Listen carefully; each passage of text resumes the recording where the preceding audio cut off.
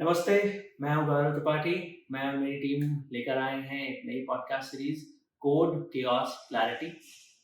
ये सीरीज है GPUs, AI और रिलेटेड टेक्नोलॉजीज के बारे में, उनके इम्पैक्ट, अपॉर्चुनिटीज और चैलेंजेस के बारे में। तो यदि आपका इंटरेस्ट है लेटेस्ट टेक, इनोवेशन, प्रोडक्ट्स और चैलेंजेस के अराउंड, तो प्लीज़ सब्सक्राइब करना ना भूलें हमारे चैनल को।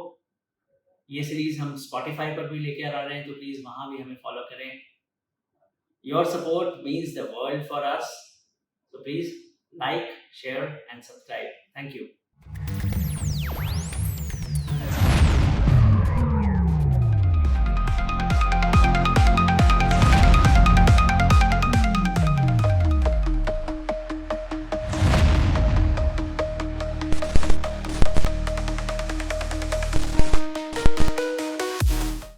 Hello everyone, my name is Gaurav Tripathi. I'm here with the man who is called as the data center man of India, Sunil Gupta ji, the co-founder and managing director and CEO of Yotta. For those who don't know, Yotta is an Indian company which is making waves globally with its infrastructure, and it's one of the top partners of NVIDIA globally. And recently you would have heard their name a lot in the news due to the India AI mission. They have been the prime contenders there, and if I'm not wrong, almost 50% of the entire GPUs that Indian government was planning to have in the mission are actually going to go via Yotta. So what we are going to talk about today is one, a lot of the questions is probably Sunilji is going to answer for the first time publicly, and we'll touch upon his story, how he has seen things evolve in India over decades, and of course not just his story but the story of Yotta as well, and in between, yes, what's going on in the overall tech landscape, the infrastructure landscape in India, not just in India but the world, right? And how Make in India is now really ready for a global play. So this is what all we'll be covering, and okay, let's start. So thanks a lot, Gaurav. Great to be a part of this conversation. So I can tell you that certain things do not necessarily happen out of your great thinking or strategic thinking, especially when you're a young boy just out of the college. And if you just imagine that I was not the kid of the today's generation, which is exposed to so much of internet, social media, and I would say the best of the schools, urban living. I came out of a small town, and we did not have access to internet. I belong to a small town in Haryana called Ambani, and I studied in my engineering from REC Kurukshetra. Now it's called NIT, yeah. right? And if you imagine 1988, 92, that is the time when I was doing my engineering, there was no internet. There were no mobile phones. We were all living in a generation when you will be waiting for 4 years for getting a telephone line in your home, right? And I remember government of India would make an announcement even in early 2000 that from a telephone density of 2 per 1,000 people, India would strive to have it 7 per 1,000. Wow. That was even in early 2000. So when we are living in today's generation where everybody is carrying a mobile phone, and I think more than 70 crore of Indian population is carrying a smartphone today, now, creating and consuming content every single minute. Now, we don't realize that internet has actually come into our lives actively just in the last 20 years. So if you just imagine that, I would say phase, uh, uh, we were most of the time forced into doing even engineering because our parents thought that oh, this Engineer kid बनेगा या is doctor बनेगा. ये बच्चा बहुत अच्छे marks ले रहा है, the status symbol is going into science domain and doing engineering or medical. अगर थोड़ा कम पढ़ा लिखा है तो कॉमर्स कर लेगा, और ज़्यादा कम पढ़ा लिखा है कुछ नहीं होगा तो आर्ट्स कर लेगा. That was 3 options only. So I was studious. I would say, always like, sort of scoring the maximum. I will have the first and second in the class. So you were the topper. Typical studious guy who may not be knowing the art of the, the dunyadari, but you were a typical studious, pampered by your parents type of a kid. So at that time, when I was out of college, I was not even aware what to do, right? Got into some campus interviews. At that time there were not many options. Companies like HCL and PCL and Zenith were there, who were making computers at that time, if you remember, right? A compact came, and it used to be very branded computer which is came in, and we used to get very excited with all this, right? At that time there was a very big industry, which was that if you import computer from outside India, it will be very costly. But if you import components like motherboards and memories and chips and all, and you assemble that, which you call as grey market today, right? In Mumbai, you have Leamington Road, and Delhi, it used to be Nehru Place, right? It will be like you'll be able to make a PC at half the price, and if you make good margins, still sell and support, it will be cost effective to the end customer, and you still make a lot of money. That was a big market at that time. So my brother-in-law was working, in this industry. He thought, let me start this business. I was out of the college without any direction per se. I said, okay, let me come along. So I started with him. And I would say for 2 years, we did a great business, right? We were assembling PCs. We would do local area networks. Again, it was a big thing, doing a cabling and making a local area networks. And that was the time when it was just coming. It was just coming. I mean, nowadays we don't even call those words called 386, 486 Pentium chips. At that time, we used to call it PC XT, PC 80s, 286, 386. Those are the languages people don't use. Even Mac had just come at that time in the life, right? A Mac which will have a GUI like a Windows. So at that time, that was a big industry. And I was attached to this computers thing right from day one. My engineering qualification was electronics and communications. Somewhere I was not too attracted towards, towards that. I was more interested in computing, languages, programming. At that time, languages like BASIC and COBOL and Fortran were the great. And I somehow loved all this. So you used to program and all this thing. Yeah, I used to program at that time, right? So I got into this whole thing, did a great business. By the time it was 2 years, this whole duties and all were removed, and the difference between an imported computer and the computer you were manufacturing in India reduced significantly. So there was no much incentive left to assemble. When did that happen? It might be around late 90s, somewhere. So somewhere gradually the margins got reduced. Customers enterprises started having a preference for branded computers. Somewhere, we could not scale the business beyond a point, right? But it was a great learning because you are starting from literally a sort of a room. And I think we did a great business. It was in Delhi, by the way. I was in Delhi till 97 before I shifted to Bombay. And it was a great business. We literally, I remembered having, I used to have a scooter. My father never allowed me to even take a bike. And I would take PC components on my scooter, and take it to my customer premises for 70, 80 kilometers and then install it myself. Software, MS Office, it used to be Lotus Smart Suite at that time. Lotus, yes. There used to be some Borland software. All these software we used to come into floppy disks, 5 1.4 floppy disk and 3 1.5 floppy disk.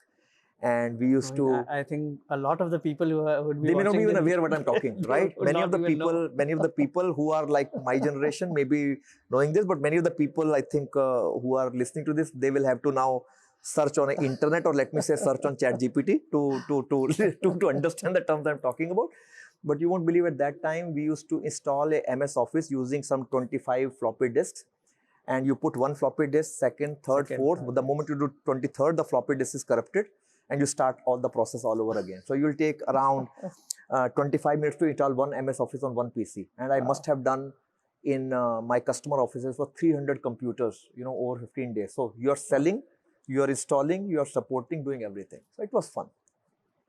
But idea is that sometime when we are living in today's generation of extreme digitization and everything is coming to us at a click of a button, I'm just trying to give a glimpse of the situation which was prevailing in the world and in India just about 30 years back. It was very, very different. A little later, when I joined a telecom company, we were the first ones in India. I mean, at that time, government of India, the whole of internet industry was like a monopoly of a government body called VSNL. VSNL, right? Yes. The domestic telecom mean BSNL and MTNL, and the global connectivity used to be VSNL, right? Later on, obviously, Tata's acquired it and all. I think somewhere in 96, this whole telecom sector got privatized. Government liberalized the whole sector. Private sectors came in. You got Airtels, SR Telecoms of the world, BPL mobiles of the world started offering wireless services. And wireline, which means laying of the fiber and providing connectivity. That is how Reliance, Infocom, and all the companies we see today, they appeared at that time. So that time, literally there was no telecom density in India. I talked about that 2 telephone lines per 1,000 Indian citizens and all. Around 96, I know, I shifted to a company called Global Electronic Commerce. It was a part of GTL. And that company put up a sort of a IP network, 8-city IP network in the country. And we said, okay, we'll offer internet services to our customers. Now, today, a 100 Mbps internet connection at our home, we will pay possibly 900 rupees, 1000 rupees for that, and you'll get a fantastic speed on that. I have sold a 2 Mbps internet line at 72 lakh rupees per annum. Wow. And the customer had lapped it up. And selling the modem and everything else was extra on the top of that. So things have changed dramatically.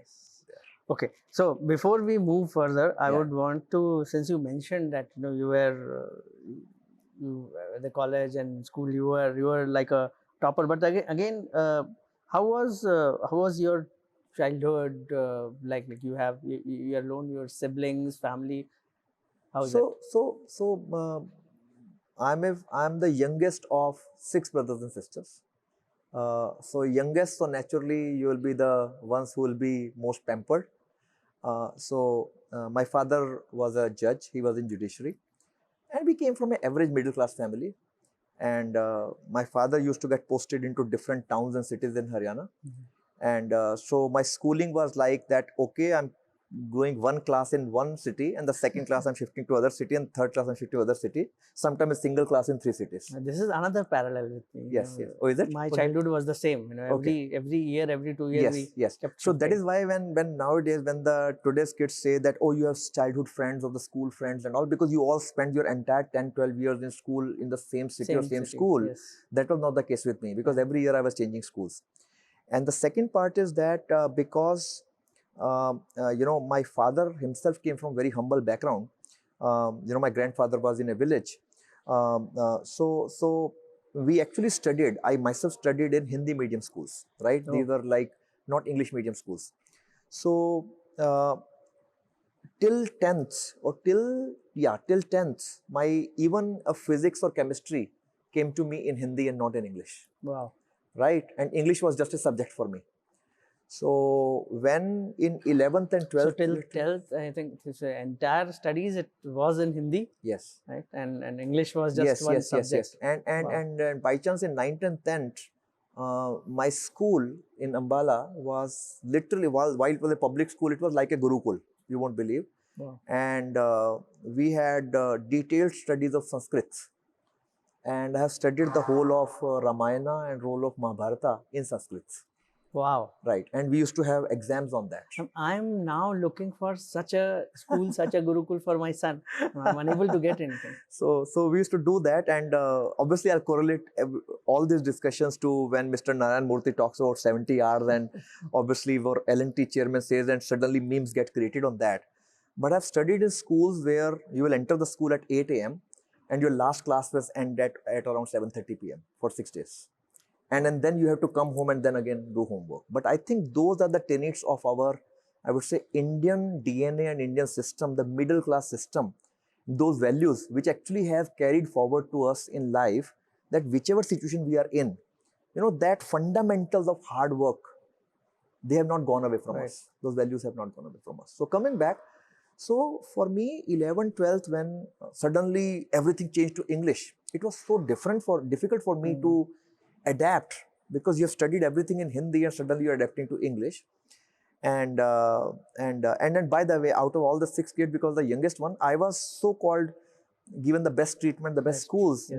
My brothers and sisters must have studied in maybe government run schools. I was still lucky enough to study in a private school.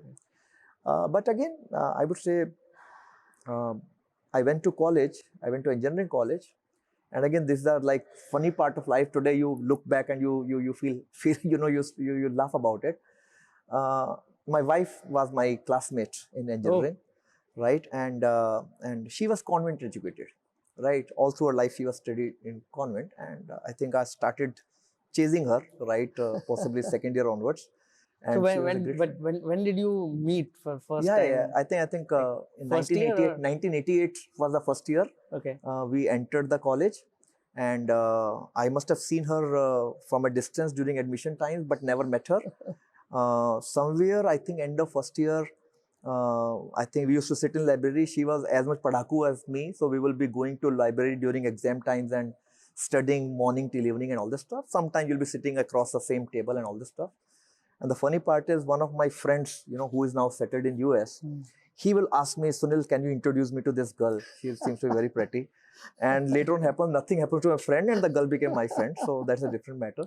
So we met around end of first year. That was like 1988, 89.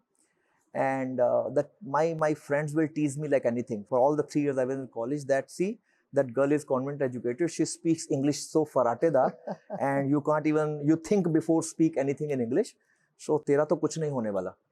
And sometimes, again, I mean, you try to connect the dots in life. Sometimes these small things give you much more motivations to do a lot of work. I sometimes feel that my whole attempt to change myself, to start, I mean, I think for those all 3 years, I will study throughout the day and the night. I will look at the mirror in my hotel room and start speaking English to myself, just to come up to the level of my wife. I used to do all those things at that time, but that is something which helps you. Today I still feel very comfortable and very proud of speaking in Hindi and in my own language. I still proud of very culture, but you are not handicapped because you don't know English. You can't converse in English, right? So yeah, that's how it happened. This is fantastic, and all of these stories are such. I can relate to it myself. I remember when I came to the IIT, biggest shock for me was, अरे यहाँ लोग English में बात भी करते हैं. Yeah, English is supposed to be taught in class. That's right. It. आप English में पढ़ाई कर रहे हो. That correct. Itself is correct. Correct. That itself is a challenge, right? People were talking in English. That was a complete cultural shock for me. Correct. So I can relate. But then again, जब being into your school, so you mentioned already, about Ramayana, Mahabharata, and how it was more like a Gurukul. But how about since you were shifting a lot, but how did that shape? Any stories that you have from your school life which left an impact on you, right? Or those early days? I think because as a family we saw a life of scarcity, right? My father was obviously, because he was a judge, he was holding a position in the society. Right, whichever city will go, they will take him with a lot of respect. He was all the time running into government circles, the DMs and the SDMs, and all those people will be like visitors and all. But you don't earn much, as a government servant. And we were 6 of us, and my grandfather and grandmothers were there in the village, so my father had to take care of them also. So at that time, since childhood, you see a life of scarcity and you optimize as a DNA on everything. My parents still took care of me, because somewhere they had aspiration that maybe they have not been able to give as much to their other kids, but this is the youngest kid. He seems to be bright. So we should give him the best of the education and best of what possibly they could not have for themselves. And I can tell you one anecdote again, which sort of shapes your thoughts in future. Somewhere in 1987, my father was transferred to Gurgaon. Before that, we were all in the up country in Ambala, Karnal, Panipat, that belt. And the Delhi culture, Gurgaon culture and Delhi culture is very, very different than when you are into a B or a C town like Ambala. There you have your mohalla and colony culture, right? I think it's much more simpler culture. Possibly things are changed now, but I'm talking about the times at that time. At that time, again, my father thought, oh, this is one kid who now I'm bringing to Delhi. Let me try to put him, I remember, into Army Public School in Dhola Kuan in Delhi. And my father, with his contact and all, tried. He made me, he arranged an interview for me. I passed the test and all. And the principal, a high profile guy, if you're principal of a Delhi big school, the politicians are after you. And the principal was blunt and clearly said that this child, with all disrespect to you, this child cannot do anything in life, right? He is good for his, maybe a countryside life because he has been educated in Hindi all the time. So even if he want to, he will not be able to come up to the people who have studied all their life in English. And my father was so disheartened, he could not sleep for a few days and all the thing. I had to go to my father and say that, no, this is not the end of life. It was the reverse. I was telling my father, this is not the end of life. And, these sometimes, and by the way, I'll give you many, I would say stories at different points, that at every point of time in my life, I've seen that you were challenged on something, that this is something you cannot do. And I've somewhere seen in my personality all the time that the moment you tell me that this is something you cannot do, I will do everything in life to prove that I can do that. Right? I mean, this all things may happen in different contexts, but at that time, then, whether like, for example, somebody said, oh, how will you talk to your wife? That time she was not wife. Unless you start speaking English, you started excelling in that and all that stuff. So even though I continued in my Haryana college. So I see clearly, the traits. So the underdog and the challenger. Yes. So somewhere I think, that you can call it a rebellion nature, or you can call it a determination, that if you are challenged, obviously you should always be aware of what you can genuinely not do or not do. You cannot do everything. But if there is a determination that I have what it takes, but it is just there are some limiting factors which possibly I can overcome, you rather would do those things, but that trigger is required in life. So sometimes, so many times, again, I'm connecting many dots together. Sometimes even my daughter gets distressed and she will call me at different points of time when she is distressed. And I always say, if adversity is coming in your life, you get distressed, you will get sad, you will get angry, which is good. For some time you will be known to that. But the moment you start analyzing that and start working on that, you will realize that adversity actually was a godsend opportunity to you, because of that you started doing something else, you started finding different ways. And then after 1 or 2 years, you start laughing. Oh, that adversity was there, which actually was the opportunity. Thank God that adversity came. And because of that adversity, I am today where I am today. So this is what I've seen all the time. And talking about, again, being a rebel and a challenger, however, did you take up sports during the school time or the college time? I was very sporty, as a child. I'm a sporty even now, by the way. So cricket was a passion, like for any other Indian kid. Badminton is always a passion for me. Badminton is a passion which I'm carrying even till today. So every day today. So talking about cricket, just for everybody, as we speak, we are actually going to have a cricket match between our teams. So Partex both the Yotta team and the team. Plexus team are getting ready in their jerseys to have a box cricket a few minutes from now. Yeah, so please. So So I used to play very good cricket as a child, possibly when I was in 7th, 8th, 9th standard. And I would equally play good badminton. Badminton is something I carried, I think throughout my life. Even till today, I play badminton every day in the morning. But yes, again, like in the life, you make compromises. So the moment I reached 10th standard, the same school, Gurukul school, the teachers wanted me to excel in studies so that they can get somebody at a state level. The school name becomes famous if the kids are at the top 10 in the state and all this stuff. So they sort of dissuaded me to pursue cricket, and I was more than happy to do that because studies was still my first passion. But badminton is something which I'm carrying even till today. So you mentioned how, but when was the first time that you saw a PC? Oh, when I saw the PC, I think in the very first year in our college. Again, I think for the kids of today, it will be like a revelation. But uh, if you are into a college, the only one room in the whole college will be air conditioned, right? It'll be the room Yes. where you have got PCs. PCs used to be the big assets, the biggest showpiece in the college. So rest of the entire college, they may have big auditoriums and big lecture rooms and all, but they all will be non-air conditioned. And the big charm for us to go to a PC class, or a computer class used to be that we'll have to get into a AC. And so it used to be mainframes actually. There used to be a big mainframe behind a glass and the cables coming to the terminals, and you will be doing your, Unix and some basic or some classes there. So it was first time in college in 1988. So you actually worked on mainframes. Yes. In a way, I mean, we were learning, putting some basic commands and all that thing. I may have forgotten everything, but it was that.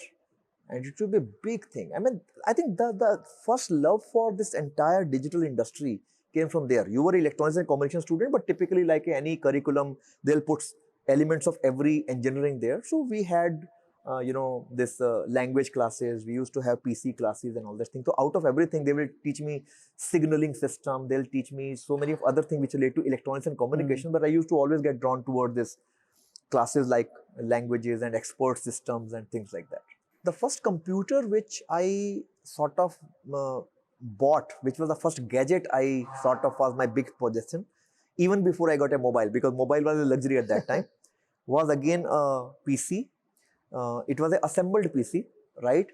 If I remember correctly, it used to be in that time the language 486 PC, and again, so much of things which you can correlate. Which year was it? It was in 1995. Oh. Right? And I know at that time you used to have a DOS, and on the top of DOS you used to put Windows, and virus was very common, especially if you are getting assembled PC. They will be, at that time, piracy of software was very common. So you will get all type of floppy disks, with softwares, and you would like to load them onto your PC and run it. And that time I remember DOS-based gamings, some game where there's some, you will be shooting something. So there used to be some games, I don't remember the names, and all these things were popular. So the first thing I did, I got the gadget. The whole, my brothers, sisters, everybody is that ये छोटा भाई है, पागल हो गया, जो भी इसने अभी तक अर्न किया था पिछले एक साल में सारा का सारा इसने PC पे लगा दिया है. But nobody was saying anything because I was rebel. So, and I put in a floppy disk of that game, and the moment that gadget came to my home, within 1 hour the gadget went down because I put a floppy disk with a virus in that. So, and again and because there was no, I would say, the awareness of this personal computers and all these things were totally new at that time. And in my family, I'm the only one who is sort of from the tech side. Everybody else is like government or, commerce and that side. So they thought that he has put in at that time, some 60,000 rupees PC at that time, and the screen has gone out. And they thought that this entire money has gone for a drain. And they already were like very angry that I put so much of money on the PC, and then they thought within 1 hour the PC has gone. I remember my eldest brother, he scolded me like anything that, you are bringing all these fads of new life. What will you do of this?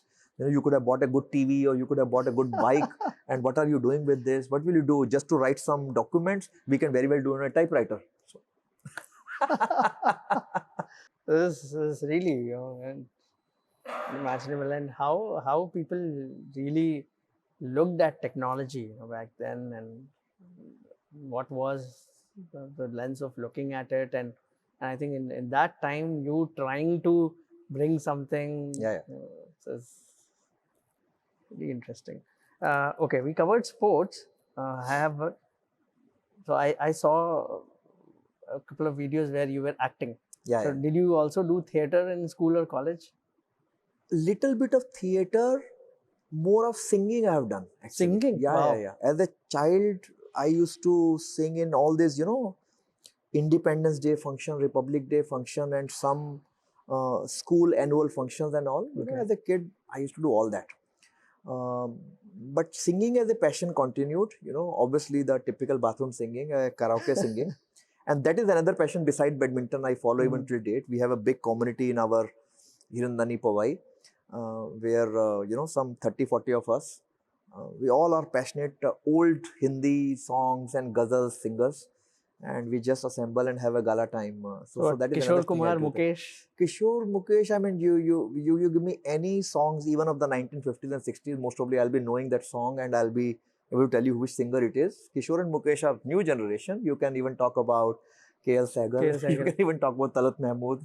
Okay, now I really want, I want to have at least 2-3 Yeah, lines. yeah, we will do that. We will No, do no, that now after this. I want it. No, no, I Please, think please that's fine. try, We'll do please it try. next. Yeah. No, no, we'll do it Oh, next. Later. okay. Yeah. No, I really, you know, I had not imagined, like you, I can still not imagine you singing KL Sehgal. You know, that will be really different. Yeah. No, even right now, if you're the unlucky one to sit along with me in my car, you will see, and then many people start just, I mean, the new age guys. Even when Lena sits with me, and so many times, like, she will be traveling along with me from Pavi to Panvel. She says, "What is this guy doing?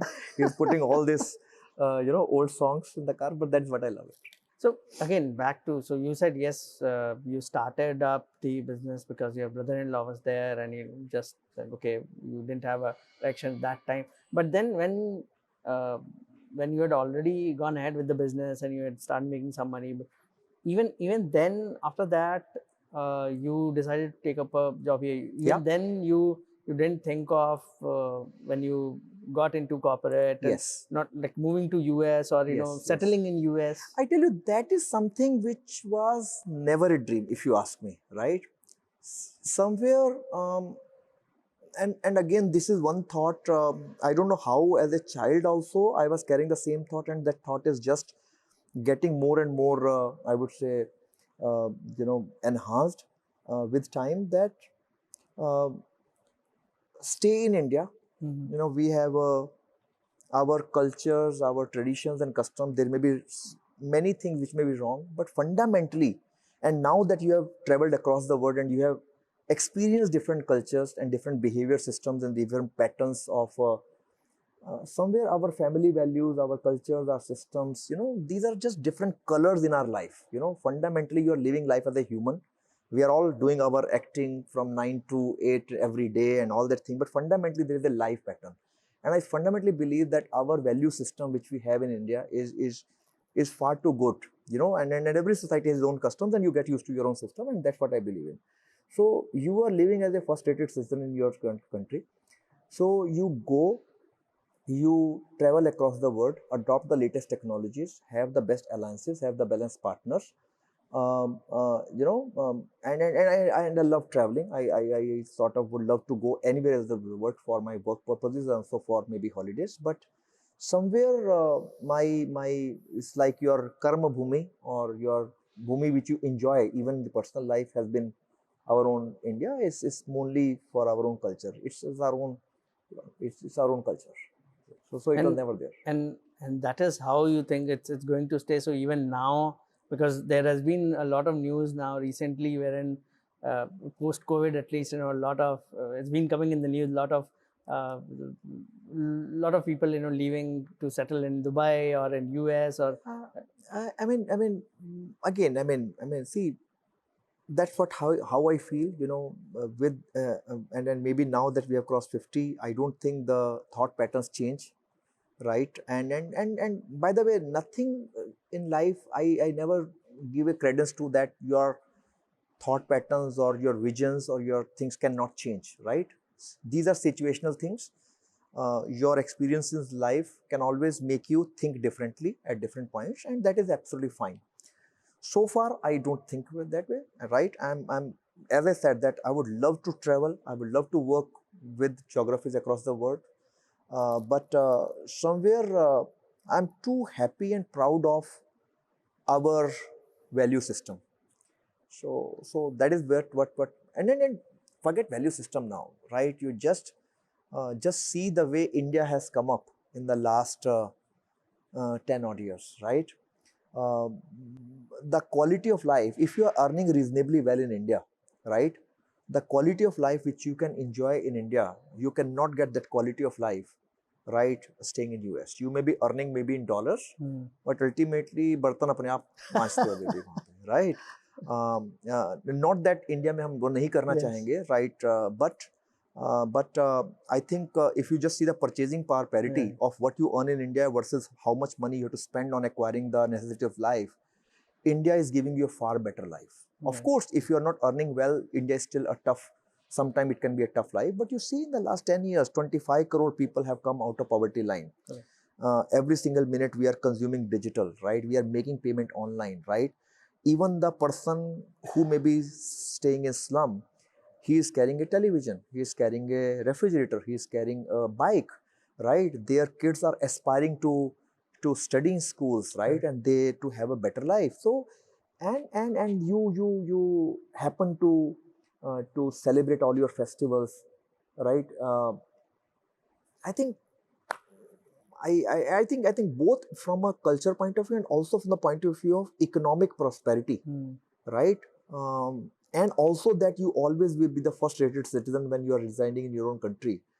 And yeah, and the type of opportunities which India is giving, there is a reverse brain drain. I mean, now, I mean, of course, you are leading the AI from the front.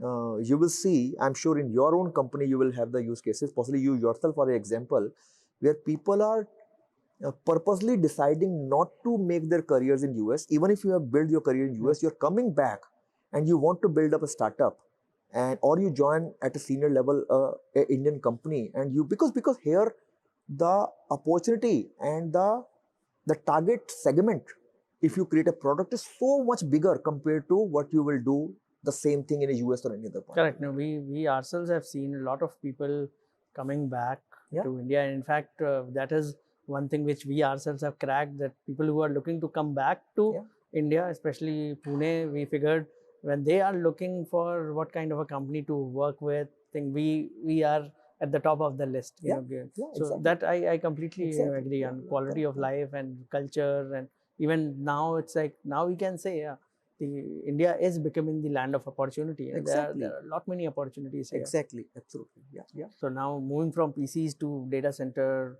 when was the first time that you really came across this term, that there is something called data center, and when and how did that happen, that this is something that you already started aspiring for? There's an interesting story behind this. And you won't believe, the person who introduced me to the term data center and got me into this business is none other than Mr. Mukesh Ambani. Wow. Right. So, what happened that I was in GTL, the Global Electronic Commerce Services, that's just arm. And because of liberalization of this internet and all, they had put up this IP network. And I was selling at that time, email selling used to be a big business. EDI, electronic data interchange and all, and I started selling that internet. I told you about the story of me selling internet connections at huge prices and all. I was in Delhi, and that company brought me to Mumbai, that this guy seems to be, techno savvy and sales savvy. So they made me a product manager for internet, VPN services. These were big things at that time. This was still at GTL. This was in GTL in 98, and they brought me to Bombay. I had just married, and both of us just shifted to Mumbai, and I came in. Powai at that time, or no. Okay. I came to Mumbai. That is another story I'll tell you later time. The whole experience of shifted from Delhi life to a Bombay life. I can talk for 2 hours for that story as well, but that is a separate time. But so took up a small place in Andheri East somewhere, and we started our happily married life at that time.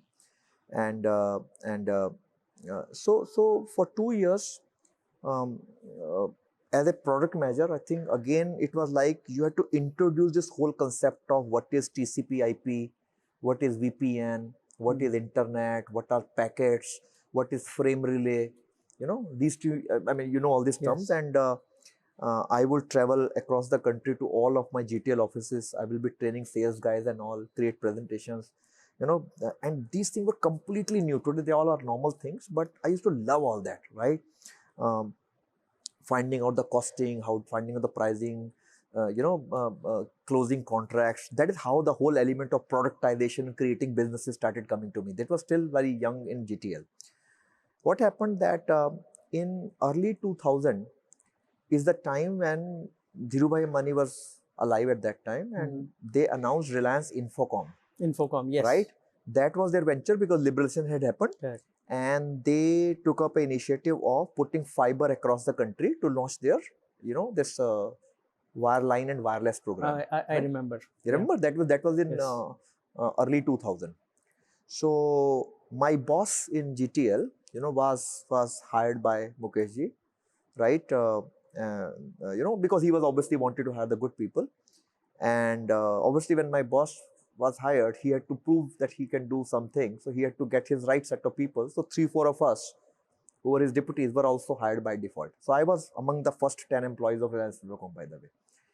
And we'll be sitting in a Worli office of Reliance Infocom, between all the, I would say, the people who were veterans in oil, gas, textile, and all the traditional business of Reliance. That was like their first entry into telecom.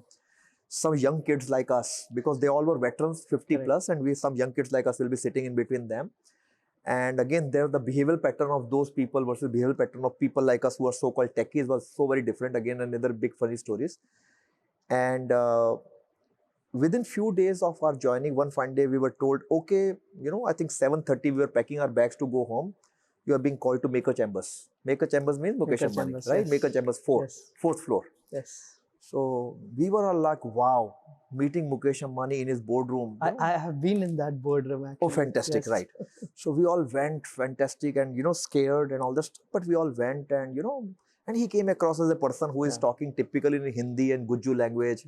वो मूंगफली के दाने खा रहे हैं and all that. He's a very, very normal person and all. Mukesh Ambani, Manoj Modi, the deadly duo, which everybody knows in the world. So you won't believe, and again, many of the things which I'm doing today, lots of these DNAs have come from all these learnings. He actually started picking with a pen on the board. Imagine me writing on the board, and parallelly he's standing and he's writing on the board and understanding ये fiber क्या होता है, VPN क्या होता है, internet क्या होता है, and he's learning side by side. Wow. And then he's correlating that, okay, एक data center जो है तुम्हारा, this is like my refinery. Right जैसे तो रिफाइनरी में ऑयल प्रोसेस होता है रॉ मटेरियल, तो तुम्हारा रॉ मटेरियल डाटा है. रिफाइनरी में उस रॉ मटेरियल से पेट्रोल डीजल बनता है, यहाँ पे तुम्हारे डाटा से इंफॉर्मेशन बनती है, एप्लीकेशन बनती है. उस रिफाइनरी से पाइपलाइंस के थ्रू पेट्रोल पंप तक जाता है, वो पाइपलाइंस तुम्हारा फाइबर है. और जो पेट्रोल पंप है, जो आउटलेट है, it is like your modem and router. So what he said at that time is that, and I think this is a famous quote from Mukesh Ambani and Dhirubhai Ambani, कि just like every house has a electricity tap and a water tap, you will have a data tap in every home. If you see the newspaper of 2000, you will have these quotes, and we as kids will laugh, kuch bhi bol rahe hain, but those are the visions of those people, and they have built multiple businesses with this actually, I think this reminds me, the analogy which you gave, it's already, this is like the precursor, because data is the new oil. That statement actually came in 2006. Yes, and they were using this much before. And yes, this is something which you're by talking the way, about. By the way, if you see the geo, you reverse the geo, see a reflection of that, it's oil. That's how the geo word has come, by the way, right? Wow. So coming back, and during that time, then every 3-4 days we'll be asked to write up a detailed report on something, hosting, data center, some internet or some service. We'll produce a big report, it'll get printed, it'll go through an internal courier to Mr. Mukesh Ambani's office. It will go in the night. Next day by 11 o'clock, the whole report is back to us, fully, with pens, writings and all, with Mr. Mukesh Ambani writing with his left hand with that ink pen. And he will ask tens of questions. Why? What is this? Explain this more and all. And after 3-4 days, you are again doing that. So the point is that the person is a voracious reader himself. Any business he comes in, he may not know anything about it. He was an oil and gas person. Before that, he was a textile person. Right. He will read everything so much, right? that if you talk to him 1 year after he's entered into a line, he will be much more knowledgeable than you in that industry. Wow. And I think that is what they're replicating in every new business they go in. Create a business, think about a business, get into the nitty-gritty of that business, have so much of consultations around that, put multiple stakeholders into doing that, figure out what we should do that, create a big scale of that. What others are not thinking, they will talk much bigger scale of that, right? Put people into that, put processes into that, put automation to that. He used a very term which I use because he used to those terms called factory. कि कोई भी चीज है उसको factory बना दो. उसका मतलब ये था कि उसमें इतने प्रोसेसेस को स्टैंडर्ड कर दो कि वो ऑटोमेटिकली चले, किसी के मैनुअल इंटरवेंशन की जरूरत ना रहे. एंड एक बार सिस्टम प्रोसेसेस बन गए, then you hand it over to people and then you move on to the next business. That is how he is able to scale to more businesses. So coming back, that during those early days, in one of the meetings, he said that this ये network वाला fibre डालने में तो अभी 2 साल लगेंगे, right? सो तब तक ये जो एक बिजनेस है, हमने एक बिल्डिंग बनाई है, वहाँ पे टिफिल बोलते हैं, जो डीएकेसी कैंपस है आज, उसको पहले टिफिल बोलते थे क्योंकि वो एक टेक्सटाइल फैक्ट्री थी, टीरिन फाइबर इंडिया लिमिटेड, जिसको उन्होंने एक्वायर किया था. वो टेक्सटाइल फैक्ट्री थी वो, जिसको पूरा स्क्रैप करके they converted what is DAKC today. तो टिफिल में एक बिल्डिंग बनी है, तो उसको विजिट करके आ, अगर तेरे को अच्छी लगती है, you are a young guy and I want young guys to lead it, why don't you just go and lead that. This was 2000, right, late 2000. And that is how I went there. I saw that again. यार बड़ा अच्छा लग रहा है, glossy building, बड़ा अच्छा लग रहा है, सब कुछ कर रहा है. So basically that is how I shifted from selling internet services or VPN services to data center services. And again, one more thing which today I believe so much: taking young people, give them responsibility, give them nurturing, give them some guidance, but allow them to fend for themselves, and they will do wonders. I somehow correlate to that event when he just asked me, Sunil, just do this. And we started doing that. And then today, every single aspect, when you have done every single thing, either technically or the commercial element of this, I mean, today I know even the customer service order forms which we sign with customers, I had made even those forms by my own hand, right? So the way the invoice will look like, the way the customer will raise his trouble ticket, all these systems we take for granted today. The master service agreement, the legal agreement of services, the way services queues will look like, how will we do costing, pricing, how will we deliver, how will we pull the cables, how will we put racks, how do we cooling, all these things, they all were something new at some point of time. You learned about it, you excelled about it, and gradually they became common, and then you moved on to next. So that thing has continued constantly. But that's where you got into data center. But then when did that aspiration come really? And when you saw that, okay, this is something as a business which you would want to get into? Oh, good. So for 10 years, I ran data center business in Reliance, right, till 2009 end. And in fact, 2006, the business changed hand from Mr. Mukesh Ambani to Anil Ambani when the family separation happened. And Mr. Anil Ambani actually gave a further free hand. He said, this business generates far more EBITDA than my telecom business, so I would rather like to invest more. So I literally got a very free hand to build many large data centers, even during my Reliance days. 2009 and somewhere the company went to triple. Just to give the context to those who are watching, like these were, I think, these were the first set of data centers that were being built in India. Yes. I can tell you that in Reliance during those 2001, it was possibly the first among the first 3-4 data centers we made, and a data center of 2 megawatt or a 4 megawatt used to be a very big thing at that time. And by the way, even till 2015, a data center of 4 megawatt or 6 megawatt was a very big thing. Even till 2015, right? And yes, in Reliance, I ended up building almost, if I remember correctly, I think 8 or 9 data centers during that period, between 2000 to 2010. And yeah, by the way, a lot of stories around that. I'll come to your question, but in late 90s in US, there was a dot-com boom. Yes. Right?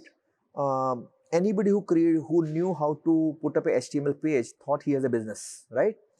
And because of the dot-com boom, again, valuations and all that thing happened of dot-com companies. And the whole data center industry came because of that. In fact, today we call it data center. At that time, we used to call it Internet Data Center, IDC.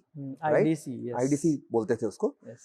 So US में वो boom आया. A company called Exodus. There was a company called Video. There was a company called Verizon. All these made big data centers. Suddenly, early 2000, the whole dot-com boom busted. Right? We all know that. Correct. And everybody thought that dot-com was just a fad. And data center was just a fad. In India, that data center industry at that time was very, very small, right? Practically there was no there. So everybody thought this is gone. So it was during that time, by the way, when Mr. Mukesh Ambani said that I have made a data center already, which was in the works, and you go and see that. Interesting. But again, adversity, opportunity, same thing. Yeah. September 2011, 2001 happened in US, right? And the World Trade Center thing happened. And if I go by the statistics, 76% of the businesses which were running in those buildings could not survive because their compute was in those buildings. Oh. Obviously, there were people who perished, right? But companies come up with new people. But if your business, if your compute, your applications, your SAPs, your Oracles, and all your systems are gone, and you don't have a disaster recovery site, you are gone. Right? So that was a big wake-up call for the world that your data centers cannot be into a building which are risky, which can be prone to attacks. In India at that time, because India was like, again, sort of allied to US, and Bombay Stock Exchange building and some of the prominent buildings in India were also thought to be under potential attack at that time. Correct. And I remember that I had just taken over the data center business. And within 1 month after that, we are getting calls from Mr. Ambani's office, go and meet Bombay Stock Exchange, go and meet Syndicate Bank, go and meet this bank, go and meet this customer.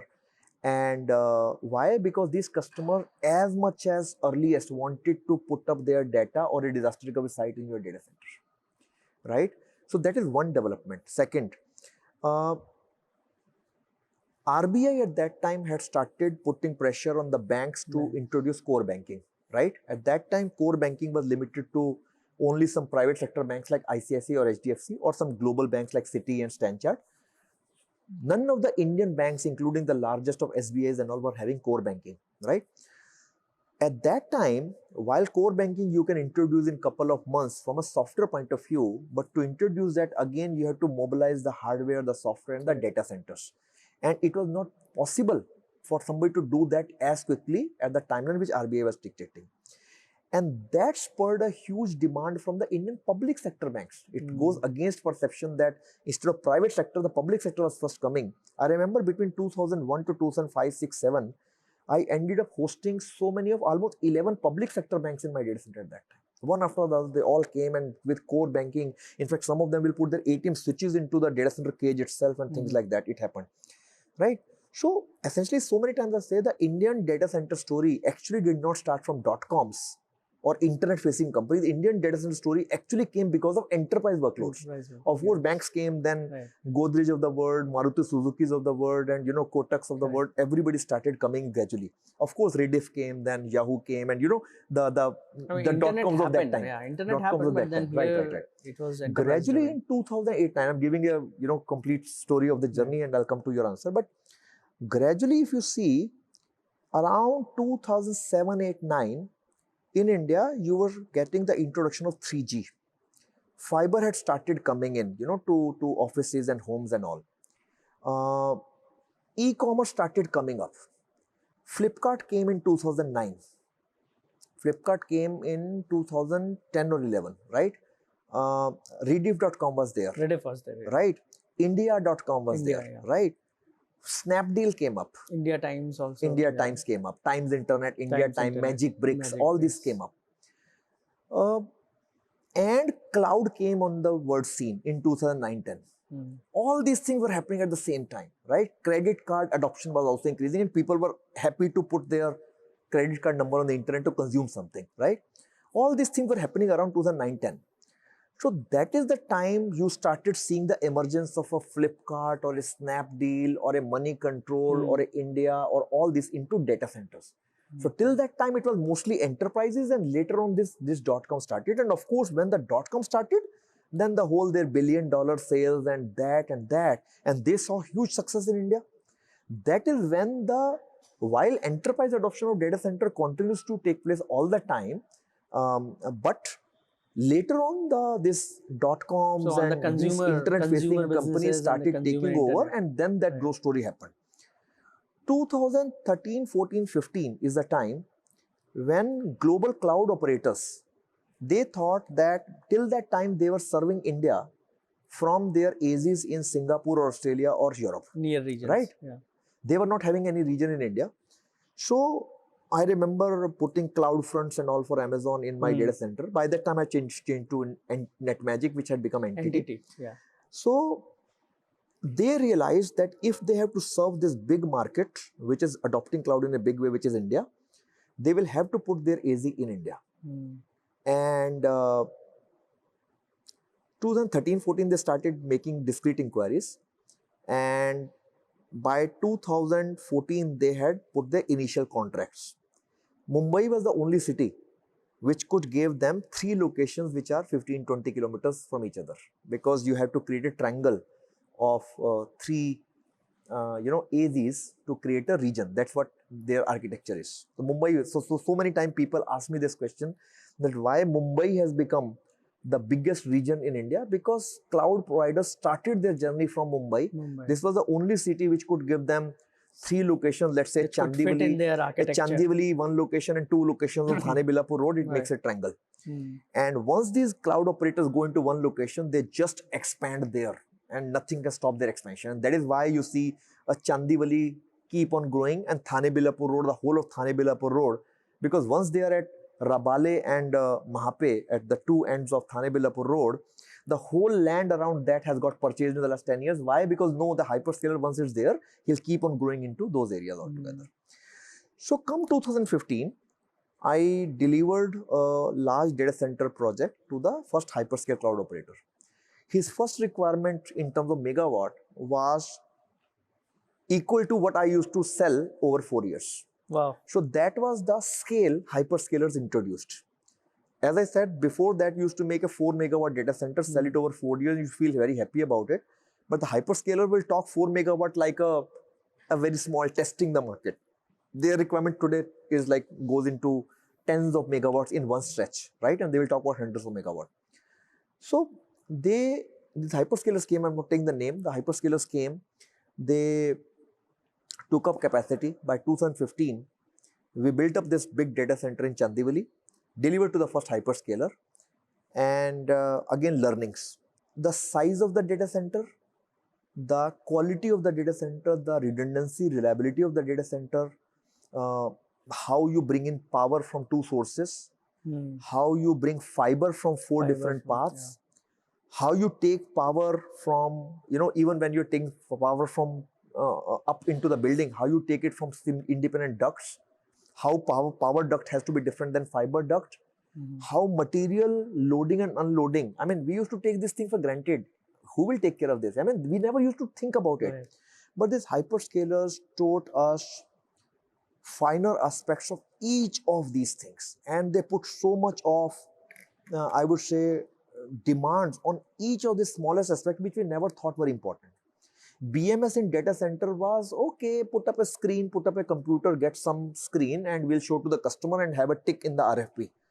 But the demand of the hyperscaler was, unless and until every single element in your building, right, the signal of that element is, an element and sensor of the building is not coming into your BMS, and you are able to drive the whole building sitting in your BMS room, we are not going to come to you. I remember in May 15, we were ready with our data center, and we were very happy. Hyperscaler will come and he will give us a pat on the back and he'll say, fantastic, the billing starts from tomorrow.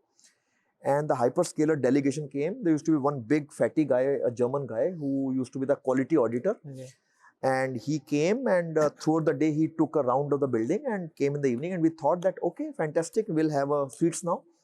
And he came with a long face and took me on the side. He said, Sunil, I don't want to insult you in front of everybody. Wow. but the fact is, you are saying you are ready. You are at least 4 months away from readiness. I said, what? Power is there, cooling is there, rack is there, put up the equipment, start. And then he started telling me the things.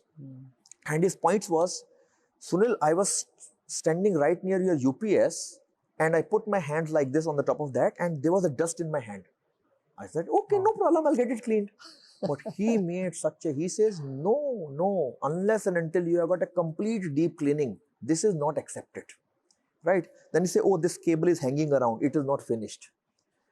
Funny part, he says, go to your generator room, a generator set inside the, the canopy of the set. Right. I went there. So he says, what did you see? I said, oh, it was fine. No, there were pebbles on the ground. Wow. Okay. The shirt of a worker was hanging on the hook somewhere. He said, these are not the signs of readiness. So the reason I'm giving you a little bit of funny examples was that the sense of quality is something which hyperscalers have taught to all of us. Yeah. After 4 months, they rejected us almost 3-4 times. They finally accepted it in September.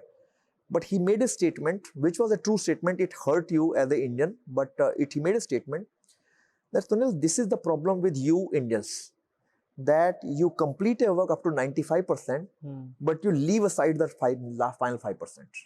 We will do the job very good up to 95%, but we don't do the finishing properly. And that is the problem. We see our roads, we'll make a fantastic road, but we will leave aside we'll not make payments. There'll be some finishing will be pending. And that is the story in India. So I think today I would say if India has got this big data center industry, all providers, of course, I learned that in my previous company. Obviously, after that, I built Yotta, and obviously, they have outsourced from all the operators. I would say the size, scale, the sense of quality, the sense of finish, everything I think is thanks to the way, whether it's hyperscale cloud operators or whether it is top global banks who have come and outsourced from us, they have literally introduced all those sense of quality in all of us and scale in all of us. So that is how the industry has grown. So coming back to your answer, I was just these hyperscalers, because once they start growing at the same AZ continuously. And I could see that pattern. So what we were doing is, he asked one building, you delivered. After 1 year, he did it, you again start running around. Oh, do I have the next door land so that I can make one more data center? After 2 years, he again come. Oh, again I start searching, how do I meet this requirement? So the thought came that instead of you making a building, you should make a campus, right? Where you have taken a big piece of land upfront, you develop with a big boundary, you put up a whole power infrastructure right upfront, you put the fiber infrastructure upfront, you take care of all the ecosystem upfront, and then keep a provision of putting multiple buildings. So that if a customer comes in the first building, right, even after the customer requires after 3 years some space, you should be able to give him the next building, and these buildings are connected through fiber. Now, if you see this vision, data center industry started with IT people. IT people at the forefront, because we thought it is complete digital, technical, telecom, IT. Gradually, you realize that as much data center is to do with IT, it is as much to do with real estate and infrastructure. So the people, and this industry is supposed to go very, very big. Right. So the people who need to contribute to this industry cannot be only tech people. In fact, the infrastructure people will have to come forward, because they know how to buy land, how to take approvals, how to bring power, how to put up a building, right? All those elements are infrastructure elements, and then doing something like that is not easy in India, because all these things have got their own nuances. That is where a thought started coming to me in 2018, somewhere when I was in entity. And by the way, that is how Hiranandani used to be my vendor, actually. So the whole Chandivali campus you see of entity in Mumbai, it was a joint ownership land of Hiranandani's and Balaji Telefilms, Jitendra and Ekta Kapoor. Yes.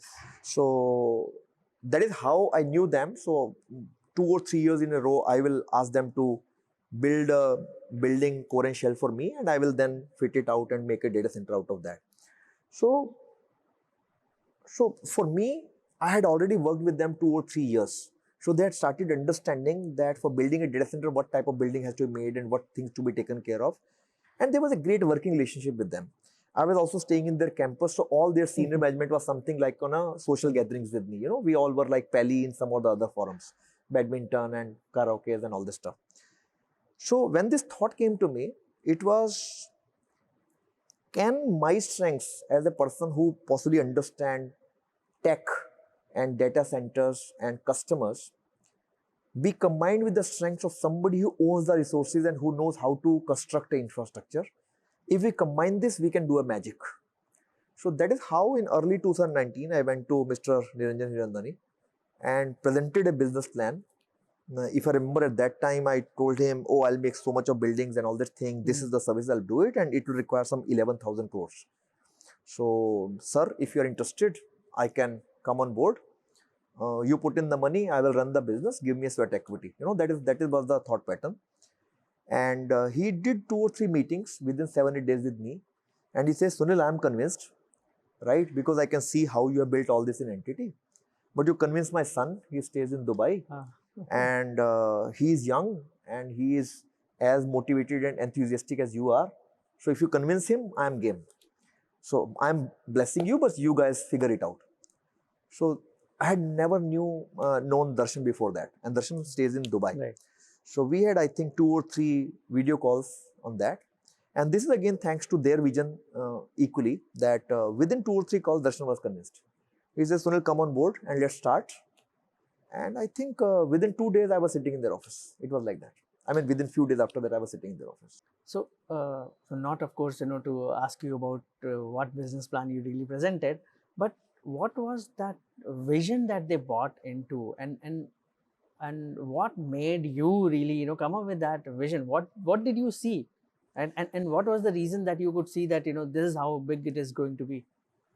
I tell you, fundamentally, I could see that the data center capacity in India vis-a-vis the rest of the world is too less, right? That is something, the numbers were there, but nobody was talking it openly. You got a cue that these hyperscalers are coming in now, they are building it. And you see it from your own eyes that every 1 year they are coming with one more building requirement, one more building requirement, more colo, more colo, more colo. So it was no more only in thoughts that India should have this. You are also seeing this in action, that actually these people are coming and consuming. Then you started seeing the numbers, comparative numbers. US with so much of population has got this much of data center capacity. India with this much of population, which is as much digitally enabled in terms of their consumption of digital, is still having so much of data. Those numbers, by the way, remain relevant even till today. India produces and consumes 20% of the world data, but we still host 3% of world data. So if we go by these metrics, India, even after such a boom over last 10 years, still has a much lower capacity of data center than what India should have. So this is something which was very visible to me, that unless India start building data centers on a larger scale, right, we will be losing this opportunity, right, to somebody else who possibly will see this vision. So people who are the operators into this industry, who understand it more closely than anybody else, why should we not do it, right? Of course, I was facing some challenges in the company at that time. So sometimes things combine and you start thinking, and again, I was talking about the trigger. Yeah. Things trigger and you start thinking more and more in that direction. And this thought, I think, started coming in from multiple perspectives, that it is ultimately, which I say, is a infrastructure person capability and IT person's capability to be combined, right? So, and today, if I see in hindsight, it was so true. When we started, it was just 4 or 5 data center operators, all led by an originator who was an IT person. Now you were coming across as an operator who was combining a real estate infrastructure person with an IT person, right? And I always say that this is the real combination. If you see, after that, from today, that day to today, right, we started, possibly we were 5th or 6th operator. Today in India, you have got 27 operators possibly, right, in the last 7 8 years. In each of these operators, the people who have become successful, there are so many experiments. The real success is where there is an Indian operator with a foreign operator who knows. But fundamentally, it's not Indian versus foreign. The fundamental is an operator who knows how to do infrastructure in India, and a person who knows how data centers are operated. So whether you see Adani or Edge Connects, or whether you see Entity global company acquiring NetMagic, or whether you see Equinix global company acquiring GPX, whether you see Iron Mountain acquiring Webworks, whether you see Colt is the only company which tried to do on their own without having any Indian partner. For 6-7 years, they could not do anything. Finally, they have an Indian partner and now they're very successful. So somewhere, what is visible now, somewhere I could foresee that, in 2019, that it is a matter of combining possibly strengths which I brought to the table, obviously along with my team, to the strength which Hiranandani is bringing, right? Because I possibly had done it on ground. Day in and day out, Hirandani's team and my team at Entity, we will be sitting in one room for 2-3 years. We were literally, we used to review it every single day as projects. So I thought, why not to make this as one team?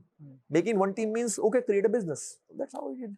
And then for Hirandani's, I think it was straightforward. The way I see it is, later on they told me that they themselves were looking at this sector with a lot of interest, because they could see that these guys every 1 year they come with the demand of a building and paying a big amount.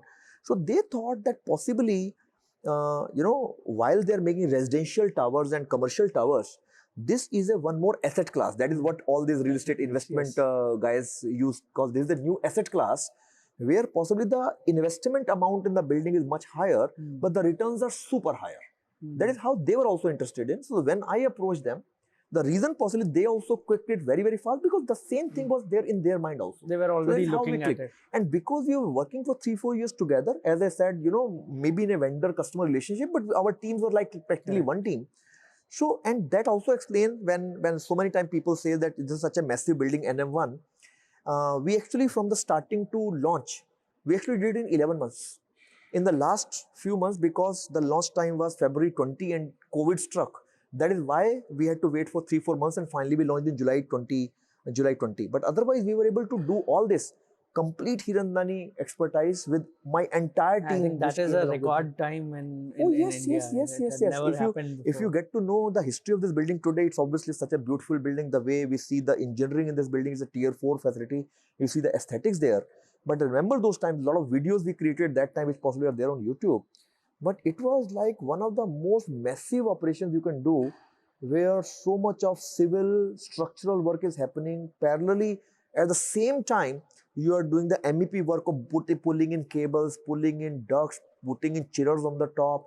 We had to sort of cut the core of this building to introduce, cargo elevators. I mean, so much of, we actually dug up the whole basement of the building, put in more concrete and steel so that we can strengthen the floors. And I would say more than others, it was also an example of project management, that when almost 25 activities are happening parallelly instead of sequentially, how do you actually put all of those activities into a particular sequence and manage and guide that on a daily basis, so that all the things still happen almost without conflicting with each other. So it was I would say, great example as much of a project management. Now also. I get my cue that you mentioned parallel processing. That brings now to NVIDIA. So you plan the data center and everything, and now of course I think Yotta's name is almost everywhere. It's coming just next to NVIDIA almost in all conversation. When did that happen? How did that materialize? When did you come across this the fancy term GPUs? Good story. Okay, so for both these questions, I think the answer story is the same. When I started Yotta, one of the big vision element is what I told you: scale. Put up campuses which can have multiple buildings, lots of power, lots of fiber, so that customer for next 25 years still have ability of space and power to host their equipment. That was one story. The second part of the vision was that I will not do only what we call as co-location, which means I give the infrastructure and somebody else brings the IT, right? My whole training in the last 20 years in Reliance and in Entity was that we were serving cloud and managed services to customers, right? While early 2000s, even co-location outsourcing was a big thing. People used to build their own captive data centers. But as you saw, eventually people started accepting cloud. Today, if you see, not many enterprises want to co-locate and buy their own equipment and co-locate Yes. with you, right? Everybody just want to Wants to consume go with the cloud. cloud, yeah. Which variety of cloud you want to have, private cloud or a public cloud or a federated cloud or multiple clouds, is different matter. But everybody want to consume cloud as a service, right? So my thought process was that while I will have this huge infrastructure and possibly a big part of this infrastructure will go as a co-location to, let's say, hyperscalers or large banks or government entities, but there's a much larger market out there of enterprises, small and medium bodies, um, startups and government bodies who would rather want to consume cloud and managed services, right? So instead of me putting all my eggs in one basket, that my whole business is dependent on few hyperscalers deciding to take space from me, I should go across to those thousands of enterprises and sell managed services. Of course, that means more complications, more people, more skill sets, automation, all those elements come in. But because I was trained to do all that, so that was a part of our story right from day one. So we used to call it Yotta Colo and Yotta Tech. These are two businesses we are running parallelly. Now, because at that time we were like, while I may be industry for 25 years at that time, but as an entity, Yotta was new. There was again a thought, again based on some triggers of the past, that if I'm starting this business, I have to prove to the world that whatever I'm doing, it is the best. Somebody would have told you you cannot do it. Same trigger which was there, the childhood trigger, same trigger came, that I will prove to the world that what I'm doing is the best, right? So that's how we ended up creating such a huge building. We took a challenge of Uptime Tier 4. Uptime Tier 4 designed and executed a rare in the world. We actually did it. It was hugely challenging, but we did it. So we started doing the cloud and managed service also right from day one. Good part is, and again, that is where some of your past, maybe whatever you did in your life started. Sorry, I have to ask this. Yeah. So while doing this again, did you get that again while you are trying to bring this to Hiranandani's and other? Did you get this from industry or from other, that what you are trying to aim for is impossible or it's difficult? Yeah. Correct. I think during that time in the first, again, if we see the social media feeds or newspaper from that time, or many of the private conversations that time, that on the face of it, people would say, great, what you're doing is right. But the back, I've heard of the term, ek Sunil Gupta kya kar lega? Wow. Right? So ultimately, वो तो listed वाले हैं, right? So थोड़ा सा fad है, कुछ दिन करेंगे और बाद में वो he will join some job. I have heard of these things again and again, and how will you convert a structure like this into a data center, right? Tier 4 बोलने में अच्छा लगता है. How will you do that? So I've heard of all these things at that time, and people trying to brand us as only colo player. People try to brand us as player who are new, who don't know anything about it. How will customers come to you? All those things I've gone through that, right? And today I think even in terms of maybe more than 25, 30 certifications which I've done for my business, I think nobody may have today, but we have gone through those. And again, I think every time that trigger, somebody says you can't do it, and we actually go into the root of. So I would rather say that people should never say you cannot do it, because they are then taking a problem for themselves. I think that's a cue for the competition. Exactly. They should not say anything. So no, but I think it's always good in life that you get challenged and then you start working on that, right? It's always fun, I would say, in a positive way. So for the GPUs. So at that time, it was like, okay, I'm going to create a campus. I'm going to create the largest building. I'm going to create a power infrastructure. I go for tier 4. So these are all the things I will prove I'm doing the best. I will also put managed services in cloud. I will do the best. I will make an India-based cloud. That is where the sovereign cloud came. I will not resell which everybody started doing. They started reselling third-party clouds. I said, I'll not do that. I'll build my own cloud. Somewhere India will need that. I'll come to the sovereign part. We'll come to that. India will need that. So I started doing all that. I engaged a company which today we have acquired that company and they have become a part of Yotta, Indicus. But I engaged them early on to build our own cloud, right? One of the thought at that time, I remember at that time Vishal Dhuper of NVIDIA, right, along with his team came and met, and he first time told me the term called GPU. I was into my makeshift office in Powai. The data center had not come up, and he introduced me Sunil for GPU. At that time, obviously, there was no AI. The GPU was more for, content creation, VFX effects and creation of cartoons, and all those media industry things and all this thing, or online gaming and things like that. And for me at that time, in all fairness, for me at that time, more than GPU as a technology which does parallel processing and this and that, it was, oh, it really seems to be something different which nobody else has done. This possibly is something which I would love to do simply because it's different, right? And which seems to have a great future. So while I was doing my cloud and other managed services, I started doing GPU, which not many people know, right from 2020, right from the day one when Yotta was launched.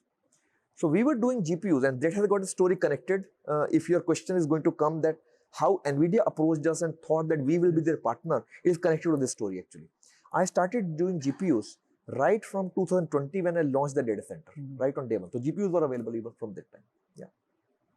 And you started, but then now this doubling down on GPUs in a big way. I think when probably Yotta placed the order of the GPUs, but it was, if I'm not wrong, 16,000 800 GPUs.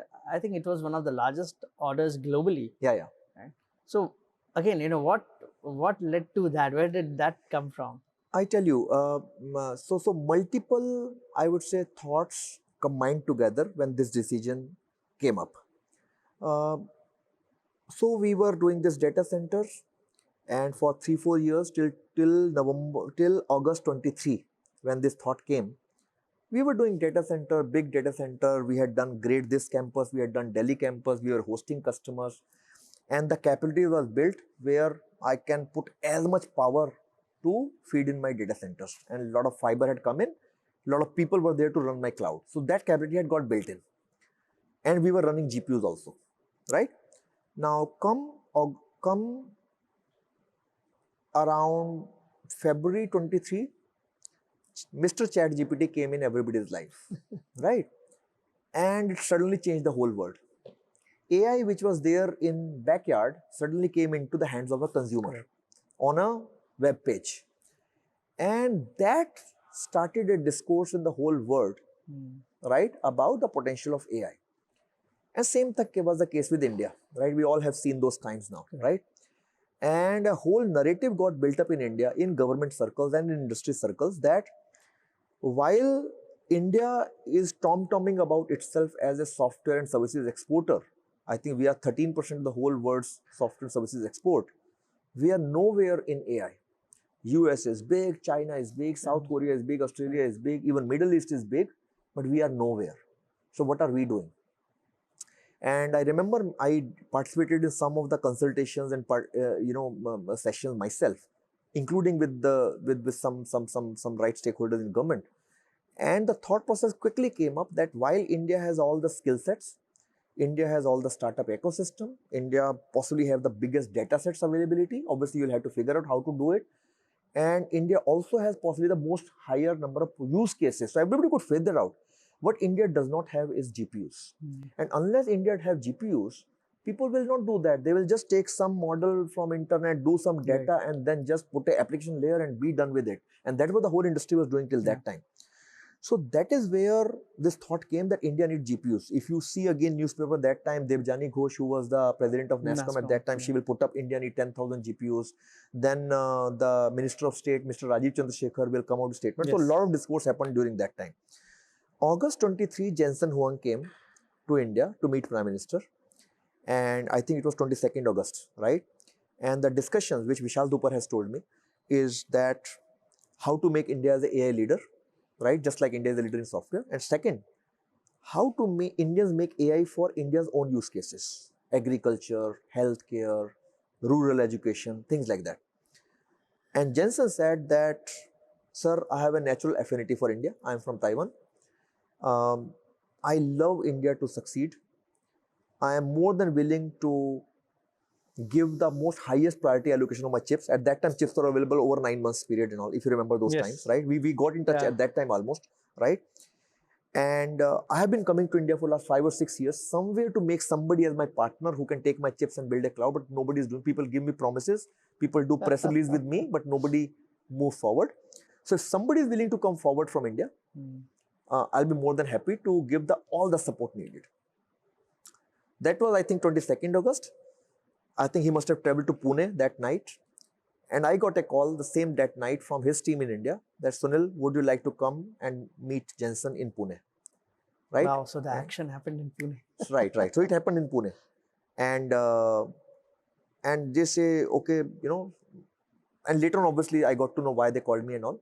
So next day, you know, we just left aside everything. I just traveled to Pune, right?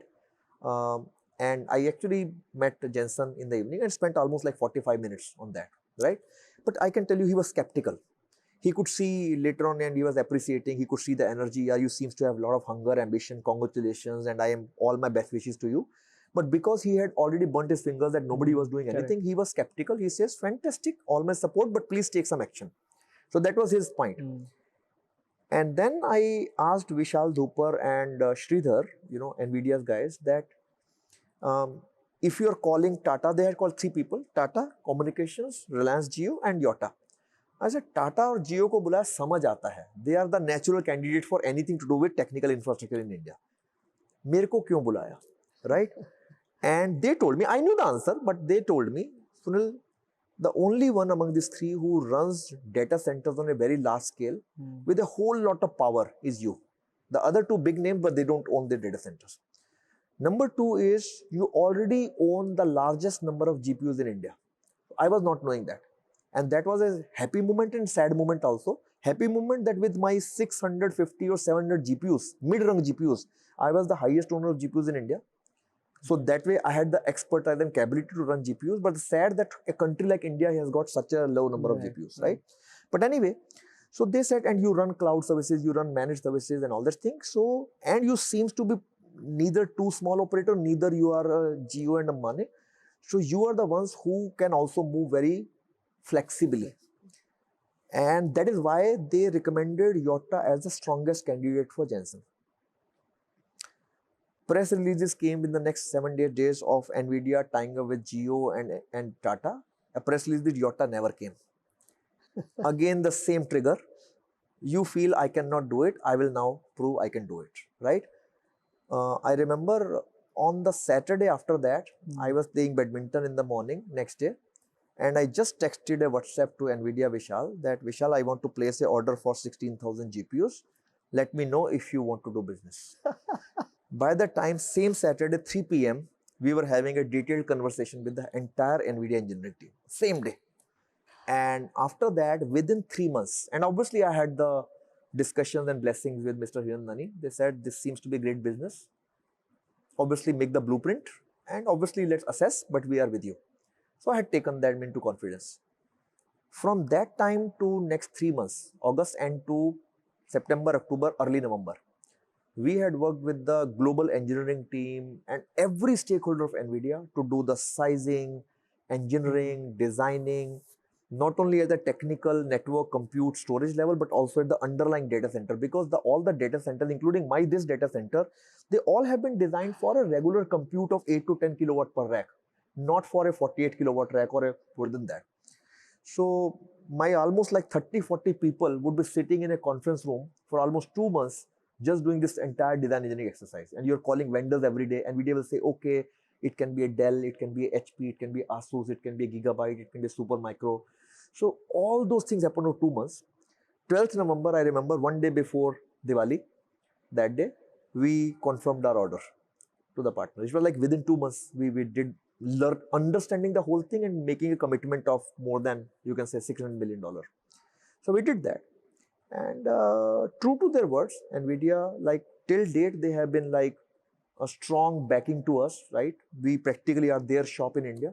So and after that I went to US, not only to meet Jensen, his deputy Jaipuri, and they said our dream that India get into this, so we will give priority allocation. Within 3-4 months, I started receiving my chips. So you must have seen all my song and dance which I did, you know, to show my chips coming in on the truck and all the stuff. To get those GPUs again here, and then you had the data center already, did you need to like change? Oh yes.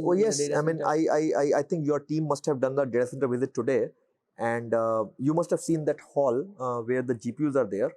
But we had to literally do a complete re-engineering operation on that entire floor where the GPUs were put in. Because if if a floor was designed to bring in 6 kilowatt of power into a rack, and you suddenly decide to bring 48 kilowatt of power, the whole power distribution system changes completely end to end from the source till the end. And your cooling, more importantly, your cooling distribution system changes drastically, right?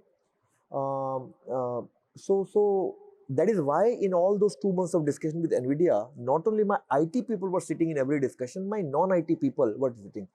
Good part, again, I would say, as a part of some of the fundamental DNAs which I carry, and this is part of Yotta, and that's how I will do all this thing very, very quickly.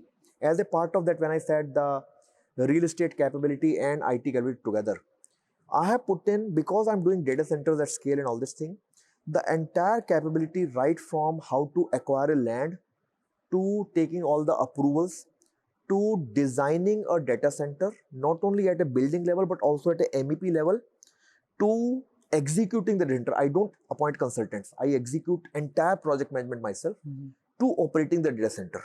And then on the top of that, the whole digital. Everything is insourced in Yotta. I don't depend on any consultant. That is why you are able to move very fast. Today I decide, oh, I need to come into data center. I need to go for next set of GPUs. It is a matter of calling a meeting of all the people. Guys, come in the meeting and let's start.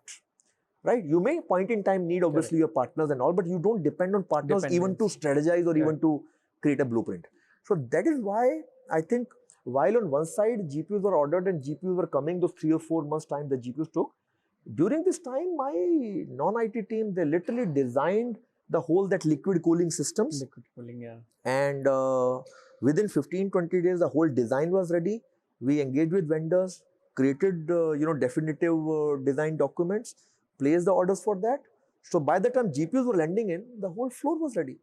So it was extreme speed. I mean, it was like repeat of 2020 when I was building this data center. It was like a repeat of same thing, project management at the end of the day. Multiple activities, but all happening in a parallel way. So same thing I'm repeating now when I'm going to scale another 8,000 and 10,000 GPUs for India AI and all. The same phenomena is going to repeat again now. So you already spoke about cooling, energy, right? And energy, if we, from a data center perspective itself, energy is a big challenge. But when it comes to GPUs, energy consumption is altogether at a different scale that we are talking about, especially now with AI and everything. So there, what kind of a challenges did you see already in terms of energy, and how have you managed to resolve those? Any innovation on and there that you had to come up with to look at how this is a energy guzzling monster? Yeah. So I tell you that data centers in general are power guzzlers, right? In the same footprint of a building, a regular residential or commercial building, if consumes, let's say, 2 megawatt of power, a data center will consume 50 megawatt of power. So it is but natural that, and because digitization is increasing so much across the world, few thousand data centers in the world will be consuming almost like 3% of the whole world's power, right? And with and more than certain countries, I think. Exactly. In countries like Singapore, this number actually exceeded 7% when they had to put a moratorium on the data center construction in the country. And even when they removed the moratorium in 2022, they had to specify that the data center size will be only this much and it will be all powered by green power, right? So this issue, if not today, will threaten to become a big issue for most of the countries, including India. With GPUs coming in, this problem has just accentuated to a much larger level, right? From the same rack cabinet as we discussed, instead of 6 kilowatt, you're talking about 50 kilowatt, 100 kilowatt, 150 kilowatt per rack. So you need more power, and because you are consuming more power, more heat will be generated. So you will have to put more power to cool that equipment, right? So which means more power. So power to the equipment and power to cool the equipment, right? There's the factor we call PUE, right? There's the total power is a combination of the power to equipment plus the power which goes towards the cooling the equipment, right? So for data centers, and obviously as I said, it applies more now that GPUs have come into data centers, is you have to tackle two problems. One is what type of power you are using, And second is how much power you are using. How much power you are using is you cannot control more than beyond a point as a DC operator how much power the IT equipment will consume, because that is dependent on the chip makers, how efficient chips they are making, NVIDIA or Intel or AMD, right? Which I think they are doing a great job, and NVIDIA, each latest chip is consuming much lesser power for the same amount of compute, right? But what you as a data center can control is the amount of power which will go towards cooling. And that is where the cooling technologies, the cooling engineering in data center comes in. Are you using a gas-based cooling, or are you using a air-cooled chillers, or are you using a water-cooled chiller, for example, right? Cooling. With GPUs coming in, because the density of power has become so high, the traditional system where you will cool the air and throw the cold air from the raised floor through the grills to the rack is no more enough. That is good for 9-10 kilowatt per rack. So something which was a strict no-no in data centers till few years back, which means you will never take water closer to the rack. You know, it was a strict no-no. You cannot take water in server hall. Today, we as the industry are just changing the whole path and actually taking water pipes all the way up to the rack. Wow. And inside the server up to the chip level itself by putting a cooling plate there, right? That is what we call as direct liquid cooling, right? So this is the fundamental re-engineering happening in terms to, and why you're doing it? Because water is a best conductor of heat. So it will absorb the entire heat which is created by the GPU or the CPU or memory and will take it out immediately, right? So that is one part that you do re-engineering to bring liquid into data center and take care of those cooling requirements at all, right? So this is in terms of how do you make sure that you consume less amount of power instead of more amount of power, especially for cooling. The second part is the type of power you are consuming. Because if you're consuming so much of power, and if you end up consuming that entire power through thermal sources like coal, it is going to be bad for environment, right? And that is why a big push for consuming renewable energies, whether it is solar or wind or hydro or biogas or nuclear or any of those, or let's say in coming times hydrogen or fuel cell, all those things are being discussed ferociously simply because we are power guzzlers, right? I would say the good part is India started scaling data centers much later compared to a US or rest part of the world. So whenever you enter into a segment later, you have a disadvantage, but the advantage is you start adopting the latest technologies and you take care of the concerns of the world right from day one. So good part in India is that all the operators, whether it is Yotta or anybody, we right from day one are building data centers which are very efficient. We are trying to make best use of the cooling technologies, latest cooling technologies. And we also are building in this green power input as a part of our design itself, right? The building you're sitting in today has got more than 80% of the power which is green power today. Oh, 80% right? is green already. In my Noida data center, 100% of the power is green power. Why? Because I have contracted a long-term basis with some projects in Himachal which are hydro sources. So they are able to upload green power for me for 24/7 basis, right? So these things are coming naturally to us. Going forward, and good part is that India as a country is blessed, closer to equator in a tropical environment. We are blessed with too much of solar energy in most parts of India. And we also blessed with lots of wind energy in many parts of India. So you can generate in remote parts of India, you can generate a whole lot of solar and wind. Of course, India has got so much of hilly regions, so you can generate a lot of hydro power as well. And with government now is becoming very serious. If you see in the last few days, a lot of inputs have come from Prime Minister's office that India is going to refocus on the nuclear energy also, right? This is the need of the hour. Now, these things will make sure that the power profile of India as a country will shift more and more. By the way, India is largest in the world in terms of the total green power production. 45% of our power generated in India today is already green. So this will further make it better. So I would say, yes, this is a great concern for the whole industry in the world that you should consume less power and you should consume green power.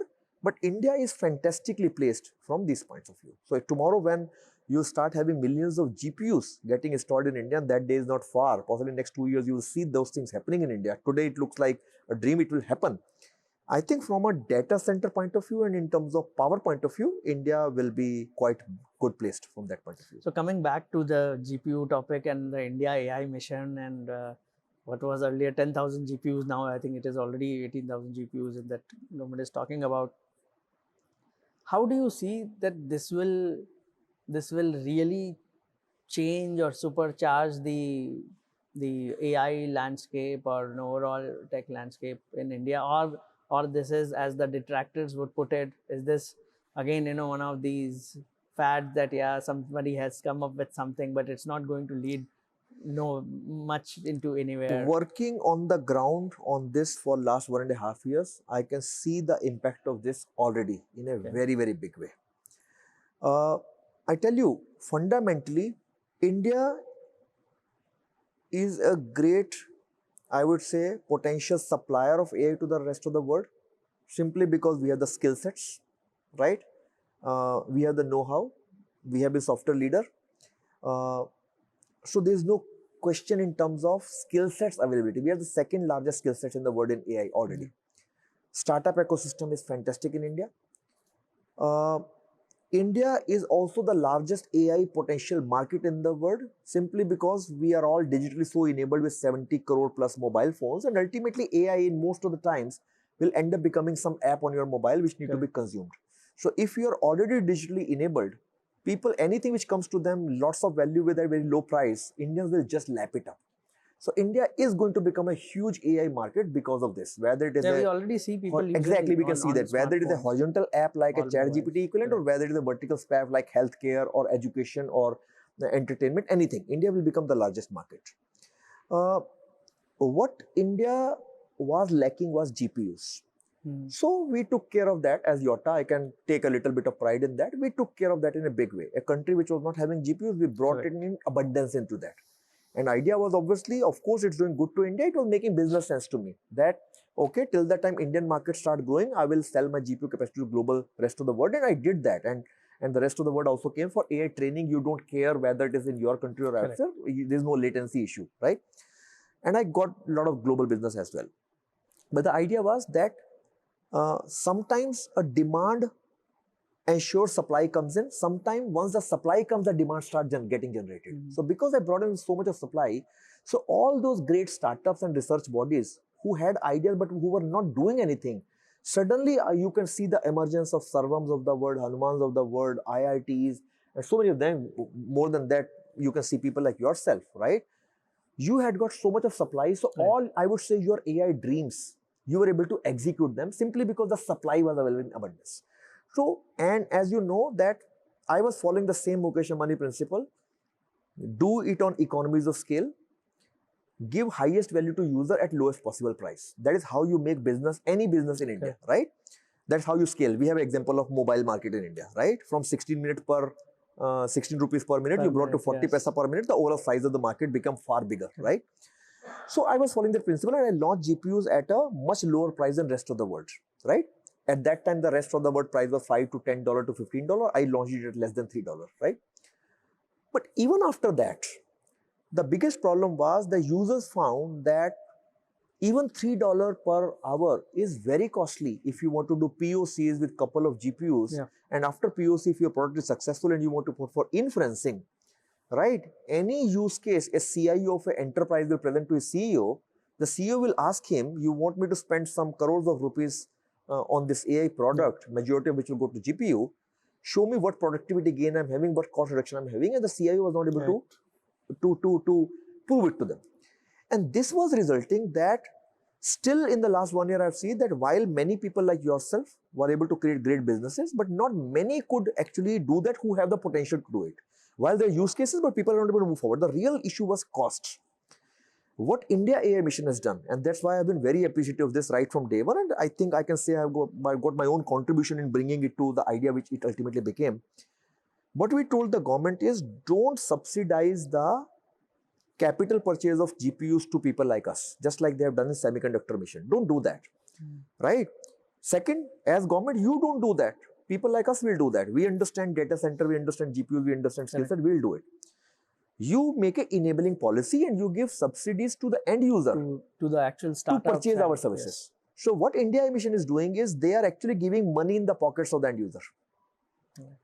Right? So they have talked to people like us, they have assessed our services, they have negotiated the best prices out of us, they have empaneled us. Now they're telling end users, go and buy from these guys. They already are giving at a very low prices. On the top of that, we will give another 40% discount to you as government. This is going to spur the market into a huge motion. I was always using the word, when is the tipping point of AI market in India is coming? I feel this is the tipping point. If you are following the stories in the newspapers, Government of India has received hundreds of proposals. I think more than 20 proposals of making India-based LLMs already. And each of those proposals are talking about thousands of GPUs as requirements. So I think we ourselves are putting one on the foundation you know that. I mean, your case, you have gone far beyond that. You have made vertical specific, fantastic use cases already. But I think the market will get triggered big time now. So talking about again, spoke about startups, but how is Yotta helping startups really in that? So what we are doing first is, as I said, that we have made sure, number one, that GPUs are available.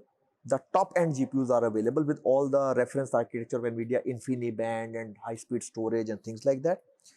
Second is we brought it at a very, very low price so that startups can afford it. They don't want to burn all their mobilized money only on GPUs. They have to take care of salary of people. And both these like friends, we are the testament. You are the testimony of that, right? Right. And then you can, I mean, on grounds of, we have lived this journey in the last 1 year together. So that is second point. Third point is that, which we realized that only giving bare metal is not enough. People like yourself who know what to do with those GPUs, you will consume bare metal and you will make your models and do that. But most of the startup ecosystem who want to make use cases for their end customers, they don't want to consume GPU as it is. They want to, use a model which is available in the marketplace, quickly fine tune it or attach a RAG and create an app layer on the top of that and give it to the end customer. Right? There are lakhs and lakhs of possible use cases in India. So unless and until I am creating a platform layer, a full orchestration layer, so that people can use use those services in a quick click, I will not be able to enable that whole startup ecosystem. That is the journey in the last 6-7 months we are doing. We have been able to, I would say, reasonably successful in launching many services. Besides that, enabling people to give them their MLOps environment for them to do a quick deployment and operations of their models and of that. We also have launched product like AI Labs, which is essentially GPU-based workstations on cloud, so that various colleges and schools and universities can give a sort of a dedicated H100-based workstation to each of the students. And because they work in a cloud model, you are able to give to every single student because you can take care of the concurrency factor. Not everybody is using it all the time. So these are things which are going to spur the market big time. On the top of that, what we have done, taking cue from how hyperscalers generate their market and how they create a market, we have launched 2 startup programs, credit programs. One program along with NASSCOM and Telangana IT Mission called Shambho program, and one program we did for NVIDIA's Inception partners and Connect partners called Rudra. Both these programs, more or less similar program, but essentially they are giving credits to startups to consume my services. So if a startup for next 1 year, 1.5 years just want to build a full AI model or want to build an app on that and be commercially successful, till that time the entire journey, we don't charge any money. Wow. They get full credit for that. And only when they are successful, then obviously we say, okay, you can keep my services and all this stuff. So this, pretty much like what early on we used to see that only the hyperscalers like AWS credits and GCP credits, only those guys were able to do this. I think now Yotta is in our own way we are trying to do that. And again, I would say, yes, these are the great things they have done. It's a learning from them. They may be in a way competitor, but they are the masters and the gurus who have done this successfully. So, and we feel again the same sense come, why we as Indians cannot do it. Yes, we are doing it. There's one thing I just like that you mentioned the nomenclature of all the services around Yotta. So you mentioned again, Rudra, Shambhu, and Shakti. What's the idea behind that? I think by now you must have connected all the dots, right? There's a reason you and me are wearing a Rudraksh mala in our on our body. You can connect my training in Sanskrit, right, in a childhood. But I think, and you can, more importantly, you can see a high pride which we all of us have in our culture, in our value system, in our way of life. I will not call it religion, in our way of life. So somewhere that thinking, that why anything which is looking like Western is only taken as a status symbol, and anything which is looking like Indian is taken as less. That is the perception we have. Standards are always Western. That is a perception, right, in general. So for me, it's again the same thought of challenge. No, right? Indian name, which is a revered name, right, can be as popular and can be a big status symbol, right? And why should I name my product with a Western name only, right? There's nothing wrong.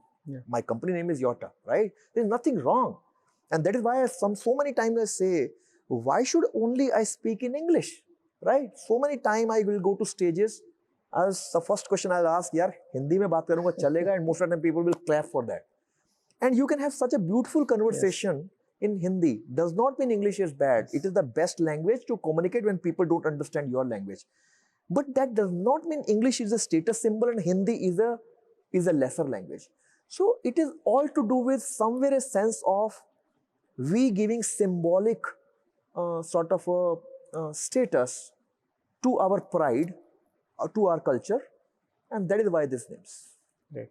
So we spoke about, the themes have been coming: underdog, achiever, super achiever, and you have been challenging and really, being delivering on that as well. But I wanted to now touch upon in this whole journey. What about the failures? Has there been any time? I'm sure you would have seen failures, but multiple. Then what was the point when it was like you could say it was a really a low point in your life, if in the whole journey was there a point? I think so many times. I mean, if I try to reflect in the childhood when I will change cities, right? You go from main city, suddenly you are getting admitted to a school in village, and as a child you'll feel, oh, the life has ended. To a time when my father could not get me admitted into army public school because the school was English medium school and I was not able to converse in English. To the time when after my engineering, I actually was one of the toppers in terms of written exam in a management college, FMS in Delhi. But again, I failed in interview simply because I was not able to speak English properly.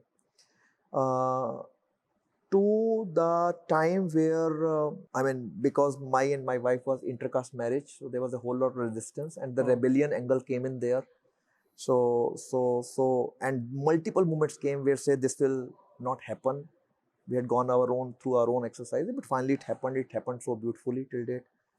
To the time, when you are living your life now through the eyes of your daughter, and she's facing the same, challenges in life, and I had to take a decision of when she was in 8th standard.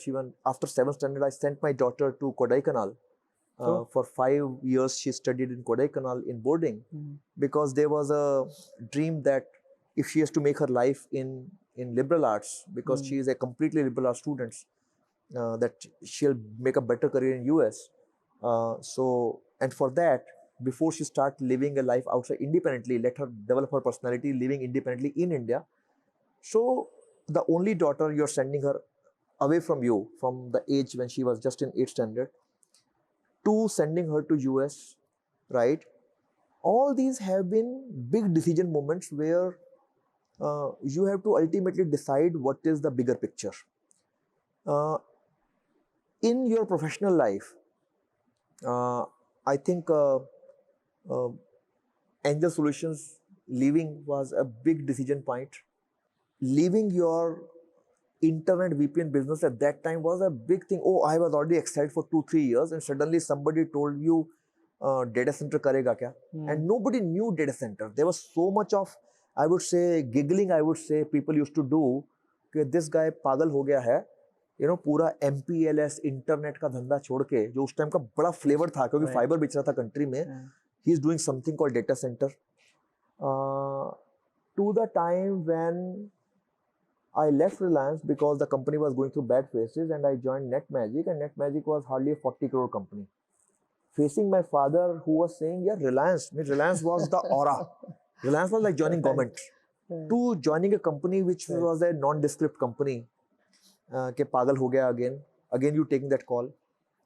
To leaving entity at the peak, right, and thinking you will start something on your own, which is completely getting into a territory when you are almost 45 plus. All these have been, like, I would say, challenges in life, adversities in life, because all these scenarios came because of some challenge or some adversity, and you took up the challenge. Not that आपको लगता था कि आप तो सब कुछ कर लोगे. You were 70% sure, right? लेकिन कहीं ना कहीं एक underlying confidence था. It was not a overconfidence, but a confidence था कि आप में capability है, बहुत कुछ आता है, बाकी आप सीख सकते हो, कर सकते हैं. और एक बार आपने शुरू किया, 10 लोग आपको सपोर्ट करने के लिए आ जाएंगे. And then you have to jump. If you keep on chasing the final excellence before you jump, it will never happen. So at some point of time, you have to jump and then chase excellence. So I think ये बहुत occasions हुए हैं, but and every time, and I think that is my biggest lessons in life. Unless you take the first step, things will not happen. You will remain in your comfort zone, and every single moment of journey, you talked about GPU, you talked about Yotta, you talked about any other point. Everywhere it was a matter of getting a challenge in life, and you thinking that challenge as an opportunity, finding the right points, and then jump. So you spoke about already, the low points and everything, but then in this whole journey, any regrets, anything where you felt, okay, maybe this didn't go as you had planned, and maybe any regrets on that? I actually, okay, first is many moments where something has not gone as planned. That is life. You will plan multiple things, you will execute it with your best of capabilities and thought process and intelligence, but there are multiple circumstantial factors which will ensure that things do not go exactly the way to do it. So that is there. Do I call them as regret points? Possibly no. Somewhere I don't regret anything.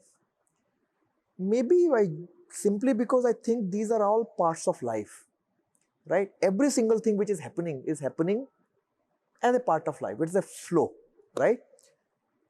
Yes, you will be sad, you will be angry, you will feel down, but possibly for 2 hours, 3 hours, 1 day, 2 day, 3 day.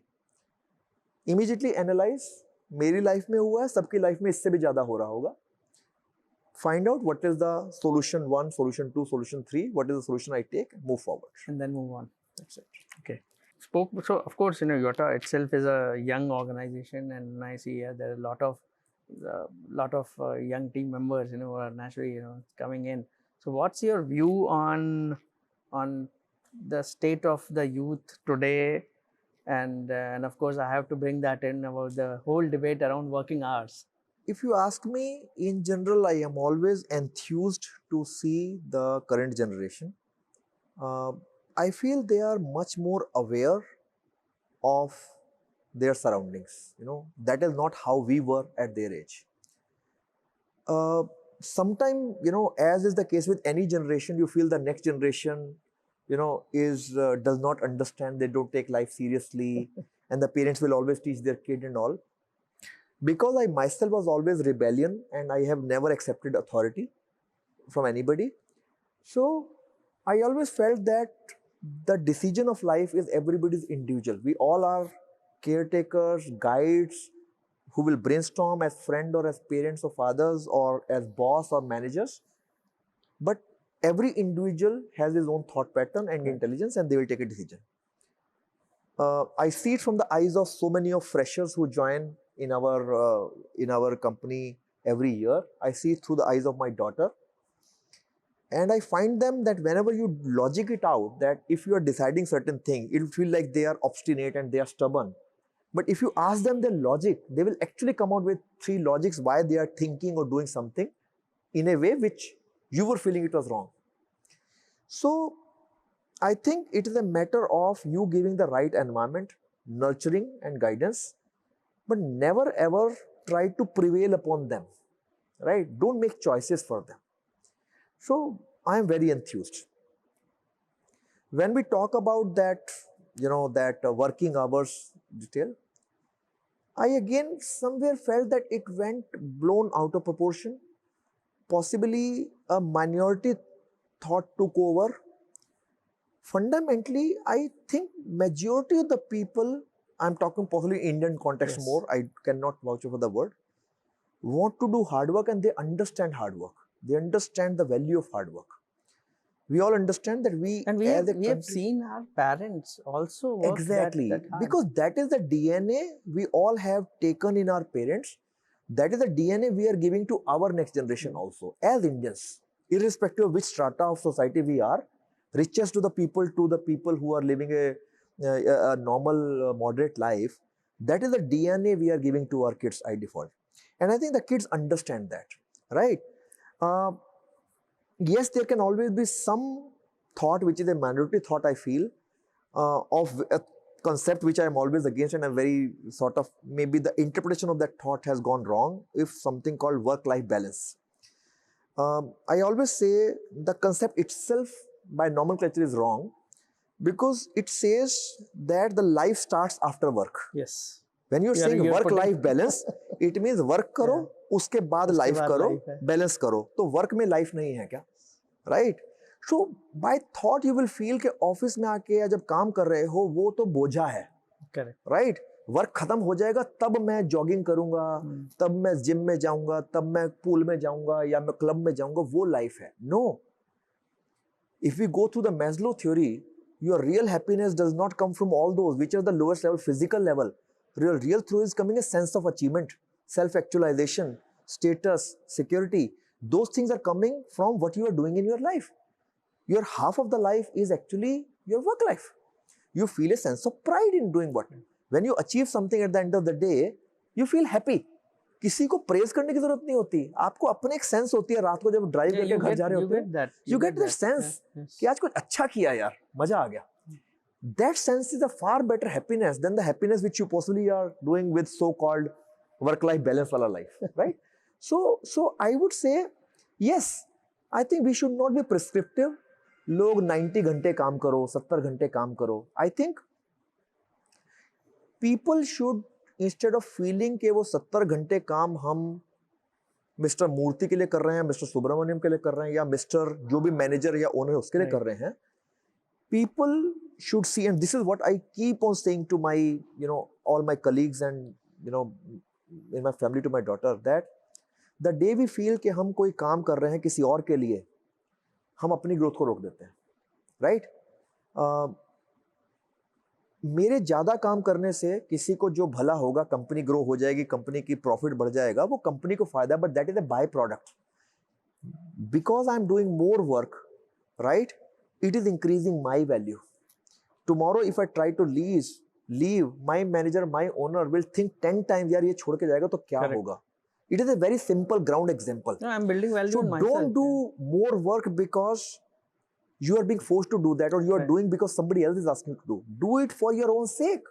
Everything in life you are doing for yourself. And whatever you learn, it's going to be, nobody can take that out. It's for you. And trust me, in all my life, the reason, like, from a regular job, I ended up getting some leadership roles and got into this, is simply that at every moment of time in my life, I was doing far more than what was so-called defined in my role. You will always do more. And then people start thinking, अरे इसको तो ये भी आता है, ये भी कर सकता है, चल इसको ये काम देते हैं. वो काम आना शुरू हो जाएगा, automatically you start acquiring those roles. That's how you grow. It's as simple as that. So I think this debate should not be there at all. Why should people do it because Mr. Murthy is telling or Mr. Subramaniam is telling? Do it because you have to do it for yourself. You have put it really good way. That's see, in the end, the work is for you. If you don't enjoy what you're doing in your life as part of the work, then anyways, it won't make sense. Okay. So the final question. Everything is going great, and all guns blazing. What's next? What's the goal now? Where are you? Where are your eyes set? The future. I think as much you feel happy about the journey you have taken, you realize there's a much longer journey ahead. So the journey never stops. AI has brought this latest dimension to the journey, and it's a starting point.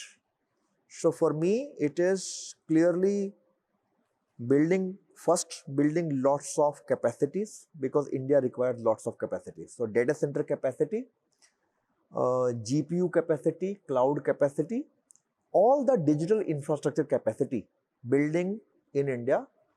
India needs it, my business needs it. So I'll keep on building that. Second, we have to keep on vertically moving up the value chain. So while you expand horizontally in terms of building more and more capacity, you build vertically in terms of putting more and more value layers in terms of services. And that is the journey we are living today. I think it's too much early on, right? Right now we are doing platform services. God knows, after a few days, I start thinking of putting SaaS services. By putting DeepSeek on a B2C platform, we sort of took our own baby steps into B2C. So as this journey take, as per the demands of the market, as per what we feel is good for our business or good for the country, good for the people, we will take those steps to go up the value chain. There is no alternative to that. We may end up developing our own models. We may end up developing our own applications. We'll do a lot of collaborations, right? All these things will happen. And third is, I feel this capabilities which we have acquired, that what I sometimes call we call ourselves a C2C company, which is concrete to cloud company, right? So we start from concrete, which is land and building, bricks and cement, but we ultimately end up doing digitization cloud. So we feel this end-to-end capability of the colo layer, the cloud layer, the AI layer is something which is very unique to us. Was a rare example in the world. So I would like to take these capabilities to other parts of the world where this capability is not there. I may not go to developed markets, but I may go to some pockets in the world, and I'm working on those directions, where possibly the governments of those countries are willing to invite you, that you come, we'll give you the underlying raw material, which is land and power and all, and you build businesses there with this entire end-to-end capability. I would love to do that. So I think, again, I'm saying that few years back, it was data center, which was the trigger. Then it was cloud and sovereign cloud, which continues to be trigger. We are building that. Now it is AI, which is the trigger. More services, more models, more applications, which is the trigger. Maybe 2 years down the line, we are talking about quantum or something else. Journey will continue. Super. Great. It's been great having you here, and for all of those who are watching us today from anywhere in the world. See here, few stories which have come up, which I think Sunil ji has put forward for the first time. You're hearing this, so I'm really excited to learn so much more and all of these stories, and this is what we really need today in India. As we are stepping up now on the path of becoming the Vishwaguru, I think this is precisely these kind of stories. We need probably 10 more Yottas, and looking at what is been happening in the journey of Sunilji, and then the way he has been looking at challenges. I'm sure he already mentioned quantum, so maybe that is also something which is in his roadmap somewhere. But I think this is what is going to really take India to a different level altogether. And here, from my end, best wishes to him and to Yotta, on this journey. To this is the part where we are really saying this is something which is made in India, but is really made for the world. With that, thanks a lot for tuning in. Thank you. Thank you. Thank you, Gaurav. Thank you so much. आपको अगर ये podcast पसंद आया तो please like करें, share करें अपने मित्रों के साथ, and don't forget to subscribe our channel. And मिलते हैं एक नए एपिसोड में हमारे नए गेस्ट के साथ। Till then, thank you.